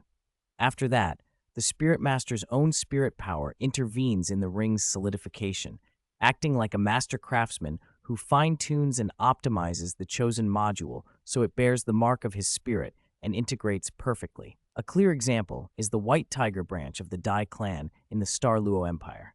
Beyond a shared inherited spirit, they have the 3 White Tiger cleaves, unchanged for 10,000 years: White Tiger Barrier, White Tiger Lightwave, and White Tiger Vajra transformation. Because the White Tiger spirit comes from the same source, absorbs similar spirit beasts, and is guided by a long-standing legacy will, its spirit abilities solidify into extremely similar forms that match the spirit's nature. That point is interesting, but not our main focus. The key idea is the second point: spirit evolution brought about by spirit rings. Spirits can undergo acquired evolution. Cases aren't extremely common, but they're not rare either. Excepting those caused by consuming major heaven and earth treasures, most spirit evolutions occur after absorbing spirit rings. Tang San from 10,000 years ago is a vivid example. Every time his blue-silver grass absorbed a spirit ring from a different spirit beast, the grass changed, gaining poison traits or greater toughness. That proves spirit ring absorption can drive changes in the spirit. But how? Kong Ming'an broke the mechanism into 2 aspects. The first is fusion with the spirit beast's remnant soul. When a spirit master absorbs a spirit ring, the spirit instinctively assimilates or fuses with part of the remnant soul within it. This assimilation transfers some characteristics of the spirit beast, an elemental inclination, a physical trait, whatever, to the spirit, nudging it to mutate or evolve. That also helps explain why a spirit master can use the spirit ability contained in a newly absorbed ring as easily as moving a limb. The remnant soul inside the ring has already been partially tamed by the spirit and become its subordinate tool. The relationship is tight and controlled, not loose partnership. The second aspect is energetic. The spirit consumes the spirit ring's energy and evolves under its impetus. Absorbing a spirit ring usually coincides with a breakthrough in cultivation, and a direct increase in spirit power. The raw energy in the spirit ring is shared between the spirit master and his spirit. Part raises the master's rank, while part is absorbed by the spirit itself as nourishment that drives its essential leap. In short, spirit ring energy can promote spirit evolution. With that in mind, reconsider the condensing soul ring method introduced by Electrolux. An idea dawned on Kong Ming'an. The artificial spirit ring this method produces contains no spirit ability. For traditional spirit masters, that seems useless. Without a remnant soul, they can't immediately operate it. But for spell cultivators, it's a perfect blank container. Instead of clearing a spirit beast's useless memories, a spell cultivator can condense a researched or optimized soul skill module directly onto the blank ring. If the spirit power used to condense the ring comes from the spell cultivator himself, imprinting the module becomes even easier and far more efficient. Combine that with the imprint spirit tool he was developing, and you could realize an artificial spirit ring plus one-click imprint spirit ability model. That would let traditional spirit masters transition smoothly into an imprint-based spell cultivator system, lowering the entry barrier and accelerating its spread. That may be the future path for spell cultivators. But the deeper, more revolutionary idea. Kong Ming'an arrived at concerned directional guidance of spirit evolution using artificial spirit rings. Traditional spirit rings drive evolution through two factors, the spirit beast remnant soul and the ring's energy. Even if the general direction is predictable, there's always randomness. An artificial spirit ring, condensed from pure spirit power with no remnant soul, removes one uncontrollable variable. The remaining factor, its energy, is controllable. You choose who condenses the ring and what attribute that spirit power carries. An example formed in Kong Ming'an's mind. Suppose an ice attribute spirit master absorbs an artificial spirit ring condensed by the Snow Empress from extreme ice spirit power. Would the spirit change? Obviously, yes. If one ring isn't enough, absorb several more.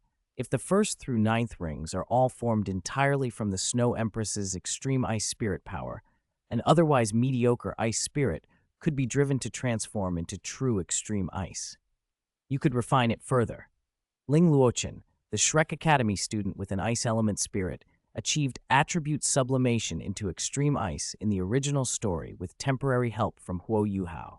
If Ling Luochen absorbed one or several artificial spirit rings condensed entirely from extreme ice spirit power, her spirit would almost certainly undergo the same transformation. That is a viable path for spirit evolution. Chapter 96, Attribute-Guided Evolution and Bloodline-Guided Evolution. Kong Ming'an's breath caught for a moment.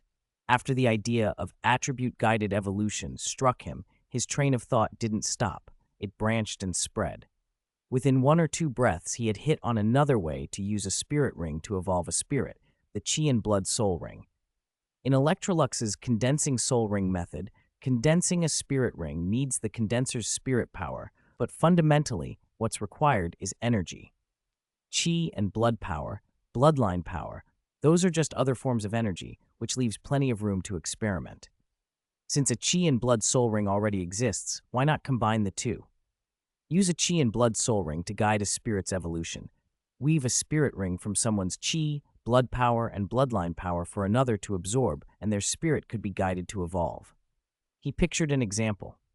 Suppose Mu and extracted some of his own bloodline power, the essence of the Holy Light Dragon, and condensed it into a specially made Qi and blood soul ring for Beibei. If Beibei's blue lightning tyrant dragon spirit fused with a ring derived from a top-tier spirit of the same lineage, could that stabilize the Holy Light Dragon bloodline inside Beibei and cause the blue lightning Holy Light Tyrant Dragon to transform, or even directly evolve into a Holy Light Dragon? It seemed entirely plausible. Besides, loss of bloodline power is recoverable for most powerful individuals. If someone didn't want to give up their power directly, they could simply donate blood over time, a little each day until enough accumulates, and extract the bloodline power from that. That way, there's essentially no lasting harm. Kong Ming'an thought of Da Ming and Ming in the undead demiplane. They have their blood drawn every day as they guard the place, yet they remain vigorous, showing no signs of weakness.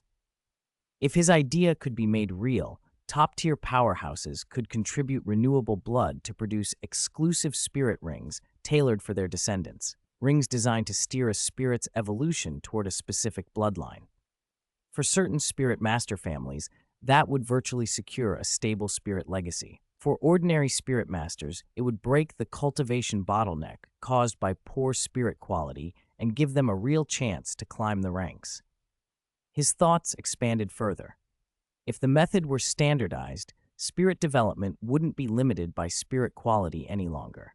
By scientifically matching man-made spirit rings from different attributes and bloodlines, one could assemble a spirit's path like building blocks, absorbing rings step by step to guide evolution in a chosen direction.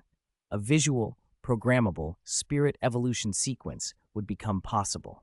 Some amusing possibilities flashed through his mind. There are no trash spirits, only spirit masters who don't know how to design their evolution sequence. Study for 100 days and I want my spirit to evolve.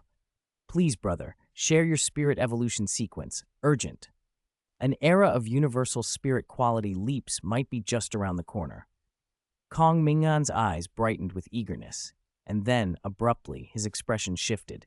He'd hit on an uncomfortable implication: spirit beasts. A large proportion of spirit masters were beast spirit masters, and many of those spirits were mediocre. To evolve, these masters would need a lot of material to make chi and blood soul rings. They could buy the blood of powerful people, or, in the extreme, hunt other spirit masters and seize their blood, which would brand them as evil soul masters. The only low-risk option left would be hunting spirit beasts. People had no qualms killing beasts. Even if they slaughtered many, as long as their spirit was fine, others might only call them bloodthirsty, not evil. If his theory spread, a new, far more efficient and frenzied wave of hunting for advanced bloodline spirit beasts would sweep the continent. The extinction rate of spirit beasts would skyrocket. Kong Ming'an clicked his tongue. Not long ago, he'd thought his work on mutual conversion between humans and spirit beasts might earn him the Duluo Peace Prize. Now, that prize might need to be rescinded. The world was unpredictable. As the child of destiny, he couldn't do anything so immoral. He reviewed how much the plane had already spoon-fed him. Ever since he purified the soul-devouring carving knife, a plane Will's influence had followed.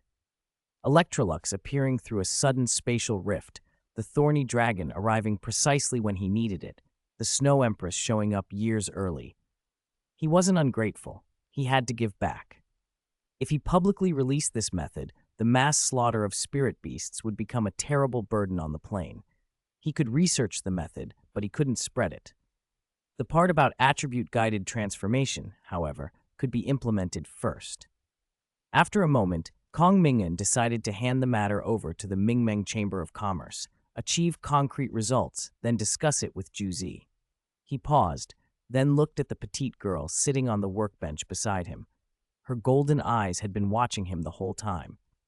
The Ice Empress met his gaze and the atmosphere froze for a beat. She glared. "Why are you staring at me?" Kong Ming'an shrugged and reached out his hand. "Give me some blood, preferably enough to include a lot of bloodline power. I need it for an experiment. You just ask and I should hand it over?" The Ice Empress sounded indignant. He made it sound so easy. He said plainly, "It counts as value points." She fell silent for a second, then cut her fingertip. A drop of blood, radiating intense cold, formed and hovered in Kong Ming'an's palm. He frowned. "Not enough. Give me more." The Ice Empress ground her teeth, but at the thought of value points, she swallowed her pride. Fine. She endured the sting, letting him take more. When she became stronger, she vowed she would make him pay, beat him to his knees and humiliate him until he remembered it. But for now, for the energy she needed to become a god, she would endure. More than 2 quiet years had passed. On the top floor of the Mingmeng Chamber of Commerce headquarters in Shrek City, an expansive office smelled faintly of sandalwood. The furnishings were spare but tasteful, leaving the space calm and unpretentious. "Miss Ning, this is the Mingmeng Chamber of Commerce's utmost sincerity toward the 9 treasure-glazed tile school. What do you think?" a composed voice said, breaking the quiet. The woman in the main seat had long chestnut hair and wore half-rimmed glasses. Behind the lenses, her eyes were cool and steady. Dressed in a tailored dark suit, she gave off an intellectual, poised air, firm but polite. Her gaze, quietly insistent, rested on the elegant woman opposite her, Ning Fengya, current sect master of the Nine Treasure Glazed Tile School. President Juzi offers generous compensation. I see no reason to refuse, Ning Fengya replied with a faint laugh, then grew more serious. I, Ning Fengya, sect master of the Nine Treasure Glazed Tile School, represent the school and agree to this business deal. Juzi's lips curved into a polite smile. I look forward to our cooperation, Sect Master Ning. She lifted her hand and made a graceful arc above the table. More than a dozen jade boxes shimmered into being and settled quietly on the surface. Ning Fengya's eyes immediately fixed on them. Even with years of business dealings behind her, she felt a subtle change in her expression. What is this? She asked, mostly to confirm what she suspected. Blue Silver, Immortal Herb Series, number 6. Blue Silver Chiluo Tulip, Juzi announced calmly. Ning Fengya's mind raced. The Chiluo Tulip was the powerful immortal herb said to have enabled her ancestor Ning Rongrong's 7-treasure glazed tile pagoda to evolve into the 9-treasure glazed tile pagoda 10,000 years ago. It was the source of her school's century-spanning obsession, sought for 10,000 years without success. Juzi had already told her these were not originals, but a specially cultivated subspecies called blue-silver Chiluo tulips, with only 1/10 to 1/5 the potency of the true herb. Even at a fraction of the original strength, though, they still had the potential to loosen the roots of the 7-treasure glazed tile spirit. The school's long-held chain might be broken. Ning Fengya's thoughts churned, but she kept her face composed. She gathered the jade boxes into her hands and said, if this proves effective, the 9-treasure glazed tile school will honor its commitments. Sect Master Ning, you need not be so formal. As long as you keep your word, that will be enough, Juzi replied with a smile. Ning Fengya inclined her head without disdain. The rise of the Ming'an Chamber of Commerce over the past 2 years had been nothing short of astonishing. After forming a tripartite alliance with the Body Sect and the Tianhun imperial family, especially after the Body Sect's forceful entry into Shrek City, and with Shrek Academy turning a blind eye, the chamber rose at an unstoppable pace. With the imperial family's tacit approval and even support, Ming'an consolidated key industries throughout the Tianhun Empire. The Body Sect cleaned house with ruthless efficiency, and the resulting reforms had strengthened the empire's core power. Once their base was secure, the chamber expanded outward. Their spirit tools and pharmaceuticals, produced at impossible prices and with unusual durability, combined with a range of artificially cultivated heaven and earth treasures, quickly dominated the market. Many commercial giants, including the 9-treasure glazed tile school, were pushed back as Ming'an's influence grew toward a near monopoly. Within Ning's school, resentment simmered. Some members already viewed the chamber as an enemy, but the Body Sect's presence made open resistance impossible. So Ning Fengya had been surprised when Ming'an extended an olive branch earlier than expected, not a trade war, but an invitation to cooperate and information about immortal herbs. She had come proactively. Now, as they discussed the final details, another thought whispered to her. Perhaps partnership was better than opposition. Deep cooperation might be the path to restore and perhaps even elevate the 9-treasure glazed tile school. But such a choice could not be made alone. She would take the herb back, verify its effects, and consult the school's elders. With the essential terms settled, the two women relaxed into lighter conversation. Ning Tian, who had accompanied his mother to observe and learn, sat quietly at her side, absorbing everything. As the 9-treasure's future successor, listening and learning were part of his training. He registered familiar facts about the chamber. Juzi handled public affairs and held enormous sway. Poison Immortal, the Body Sect's powerful life, titled Duluo, who had clashed with Shrek's Tao Ti Doluo Xuanzi in the streets, acted as Ming'an's enforcer for internal discipline and external threats. But the chamber's president remained a mystery, a shadowy figure that had guided the organization to its current height in only a few years. Ning Tian wondered, with both curiosity and respect, what kind of person that president could be. The meeting wound down. Juzi rose, expression formal. Sectmaster Ning, I'll see you out. We won't trouble President Juzi further, Ning Fengya answered with a smile. Before the customary pleasantries could finish, ripples like water spread across the air in the center of the office. A moment later, a figure appeared, stepping out as if from stillness. They wore a simple white mask that completely hid their features.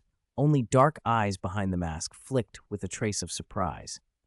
From Ningfengya's shadow, a dark figure shot forward, placing itself between the masked newcomer and the two Nings. The aura of a titled duo flared in protective stance.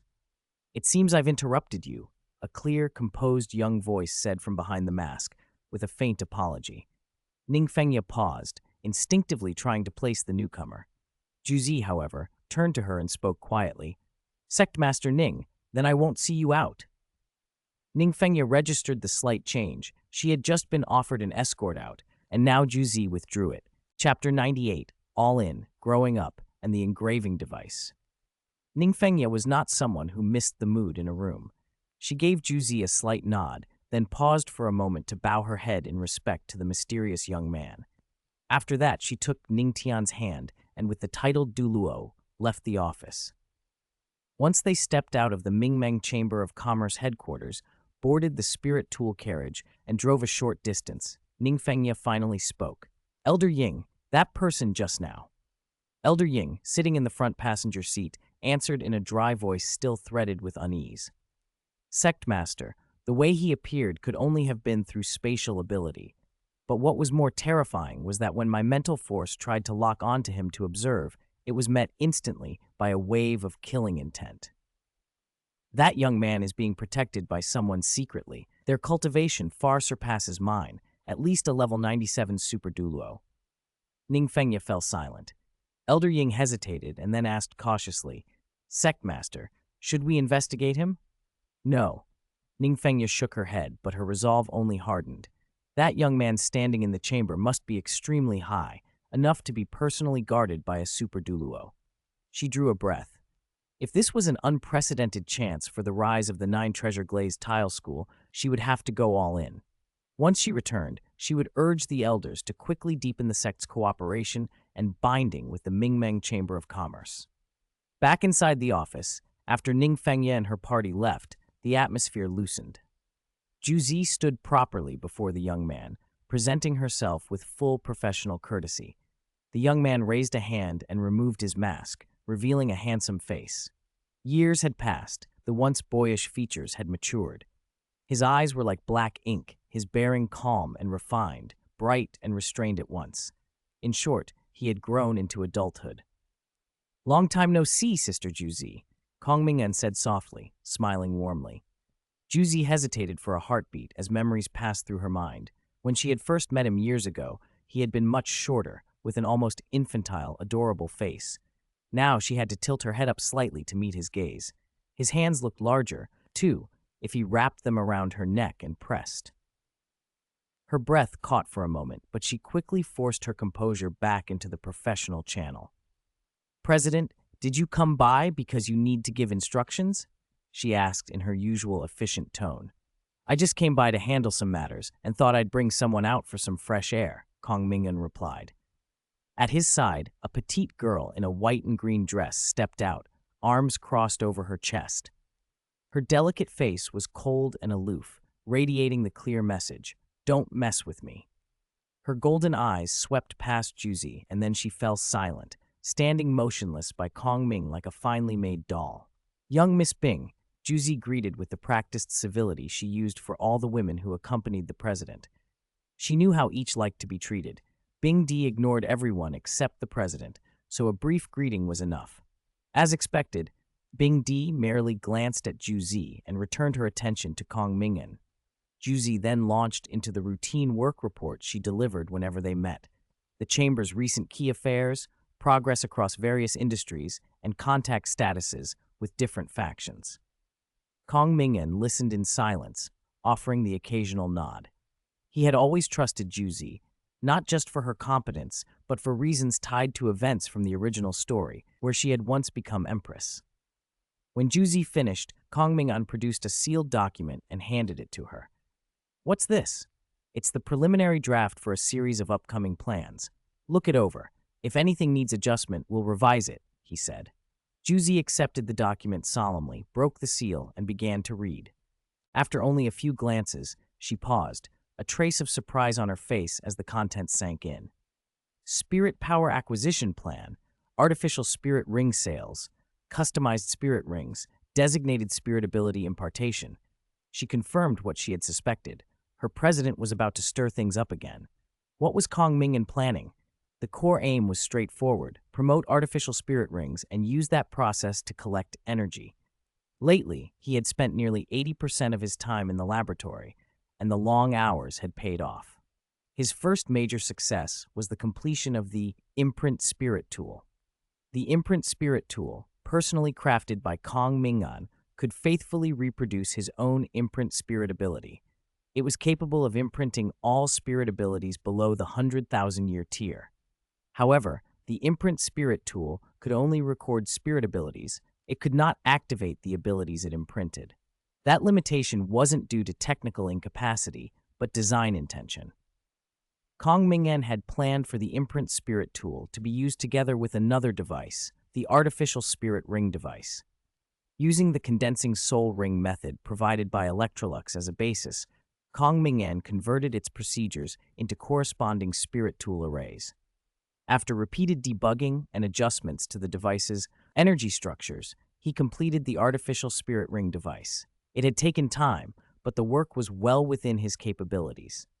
Once the Artificial Spirit Ring device was ready, he combined it with the Imprint Spirit Tool and produced the engraving device, the linchpin of his plan. The engraving device had two primary functions.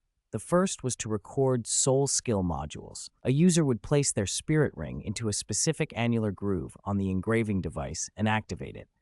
The device would extract the ring's inherent energy, use that energy to construct an artificial spirit ring, then imprint the spirit ability from the original ring onto the artificial ring, thus recording a soul skill module.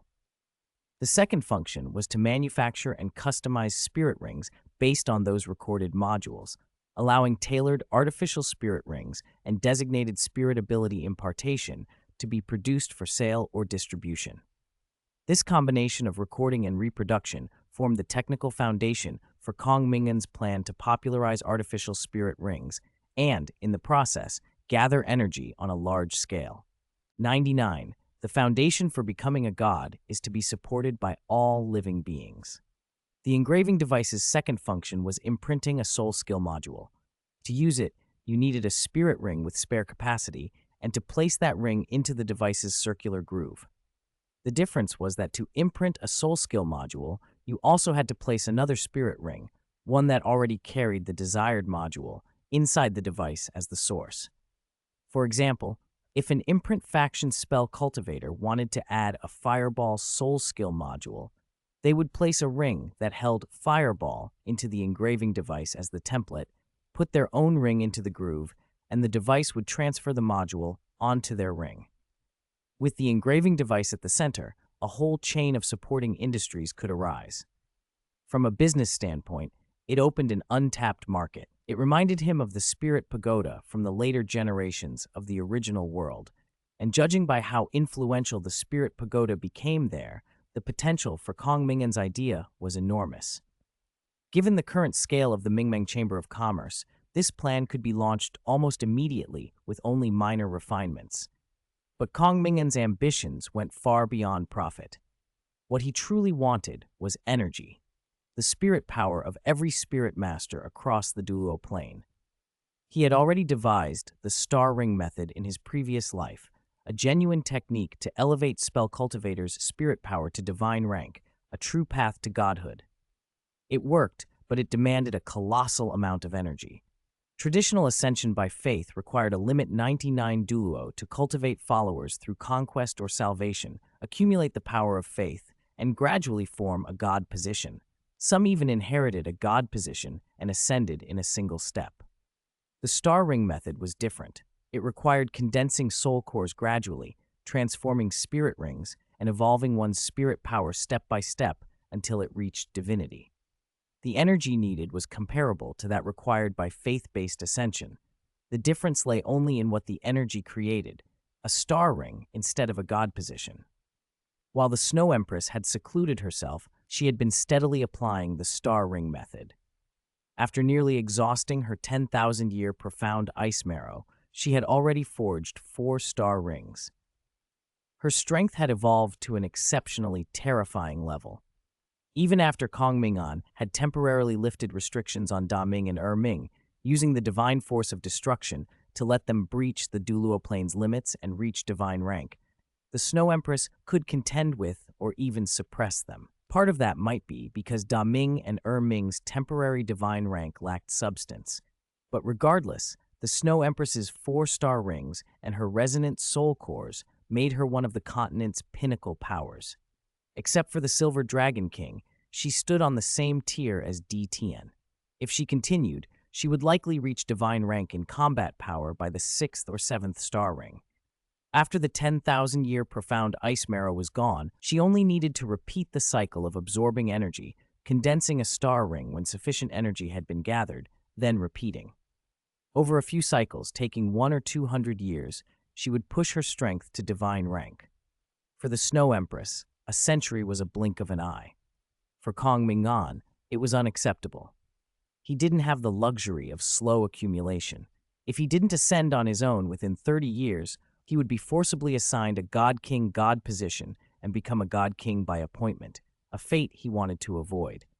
He needed massive energy now. So he turned his gaze to the easiest, most abundant resource on the Duoluo plane, all the Spirit Masters. A childhood thought experiment from his previous life gave him an idea. If over 1 billion people each gave me $1, I'd be financially free. Why not apply the same logic to spirit power? First, the Ming'an Chamber of Commerce would offer free spirit awakening to enlarge the number of spirit masters. Then it would loan each newly awakened spirit master their first spirit ring, engraved with a soul skill module to ensure early dependence. After that, spirit masters would be required to regularly visit the Ming'an Chamber and deposit a portion of their spirit power into a spirit power storage device. Kong Ming'an would design the storage device to convert spirit power of any attribute into neutral spirit power, making all inputs compatible. He could even create a virtual currency, call it soul points, used exclusively for spirit ring commerce. Want a 10,000-year artificial spirit ring? Pay in soul points. Want to add a soul skill module or request a custom ring? Pay in soul points. The only way to earn soul points would be to inject spirit power into the storage device. 1 standardized unit of injected spirit power equaling 1 soul point. In this way, by aggregating the spirit power supplied by the plane's countless spirit masters, he could amass the energy necessary for himself and his inner circle to achieve divinity. On the surface, gathering spirit power like this seemed dangerously close to exploitation. But in the context of ascension, it was analogous to collecting the power of faith. Different mechanics, same objective. His plan was primitive capital accumulation. Build a foundation, reach divinity, then expand outward. Relying solely on internal resources would eventually hit limits. The real path forward lay beyond the Duoluo plane. Once he had the power, he could explore the cosmos, scope out the countless worlds, and continue climbing. Perhaps that was why many early divinities, the first-generation angel god, the sea god, the first-generation asura god, chose to leave the god realm. Staying brought comfort, but no chance for further advancement. Only by venturing outward could one find new opportunity. At that moment, a faint realization dawned on Kong Ming'an. 100, hotel room. After another long, detailed discussion with Juzi about implementation-level specifics, the preliminary plan for the Spirit Power Collection project was finalized. Juzi suggested they pilot it across the entire Tianhun Empire. The empire had undergone deep integration and reform over the past 2 years, and the Ming'an Chamber of Commerce had the greatest influence there, so there would be little resistance. If problems arose, making adjustments would also be easier than in other regions. The imperial family had originally introduced the Body Sect and the Ming'an Chamber to stabilize their rule, but they hadn't expected Poison Immortal and his sect to so directly and completely side with the Chamber. Under those circumstances, the Empire's economic lifelines and control over key areas had quietly shifted hands without the court realizing it.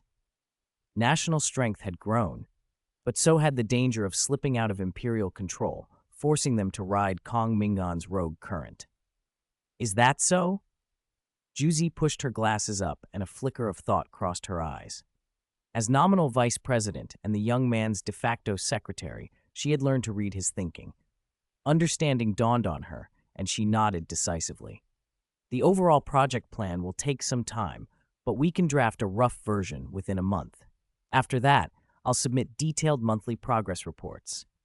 Kong Ming'an had no objections.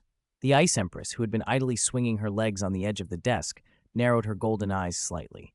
Her gaze lingered on Juzi for a moment, shaded with an almost imperceptible scrutiny. That woman's use of the word separately had seemed odd to her, loaded with some hidden meaning. Her intuition was inexplicably sharp. Kong Ming'an beside her didn't notice. He simply nodded. I trust you to handle it. Take your time. He rose. We'll be going now. There are other matters to attend to. Yes, President. Juzi bowed slightly to see them off. Kong Ming'an glanced at the Ice Empress and found her distracted. She didn't follow him as she usually would. He paused and called, Ice Empress? Huh? The Ice Empress snapped back to herself, shook her pigtails and tried to look composed, though there was a hint of guilt at being caught. What? What are you doing? Kong Ming'an asked. Let's go. He led the way to the door. The Ice Empress hesitated, her delicate face creasing briefly. Then she jumped off the table and hurried to catch up. No, wait for me, you bastard! Juzi watched them disappear down the corridor and couldn't help but smile faintly. A soft, almost inaudible sigh escaped her, an admixture of envy and something like wistfulness. In the Chamber of Commerce corridor, Kong Ming'an walked with a calm, steady stride. The Ice Empress caught up, but habit had her fall into step at his side, and she couldn't resist complaining. Why are you walking so fast? Don't you know how to wait for me? Kong Ming'an glanced at her, then ahead, speaking lightly. You're not the Snow Empress. Why would I wait for you? The Ice Empress. So that's how it's going to be. She ground her teeth without realizing it. What was she supposed to feel? Angry that he treated her differently, or comforted that he reserved that courtesy for the Snow Empress, proof she'd chosen well? A strange little ache of loss spread through her. She glared at him with her golden eyes, then dropped her head and tried to master her emotions. Kong Ming'an's lips twitched. He slowed his pace a little.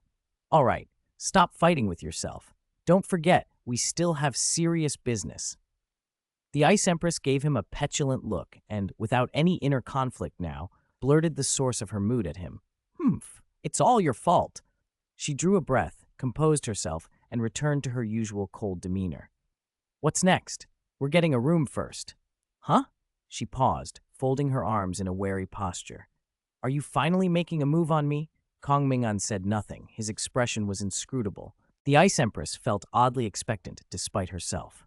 A little later, in a quiet, empty room in the Chamber of Commerce, Kong Ming'an sat on a sofa and relaxed into a more comfortable position under the Ice Empress's still-guarded gaze.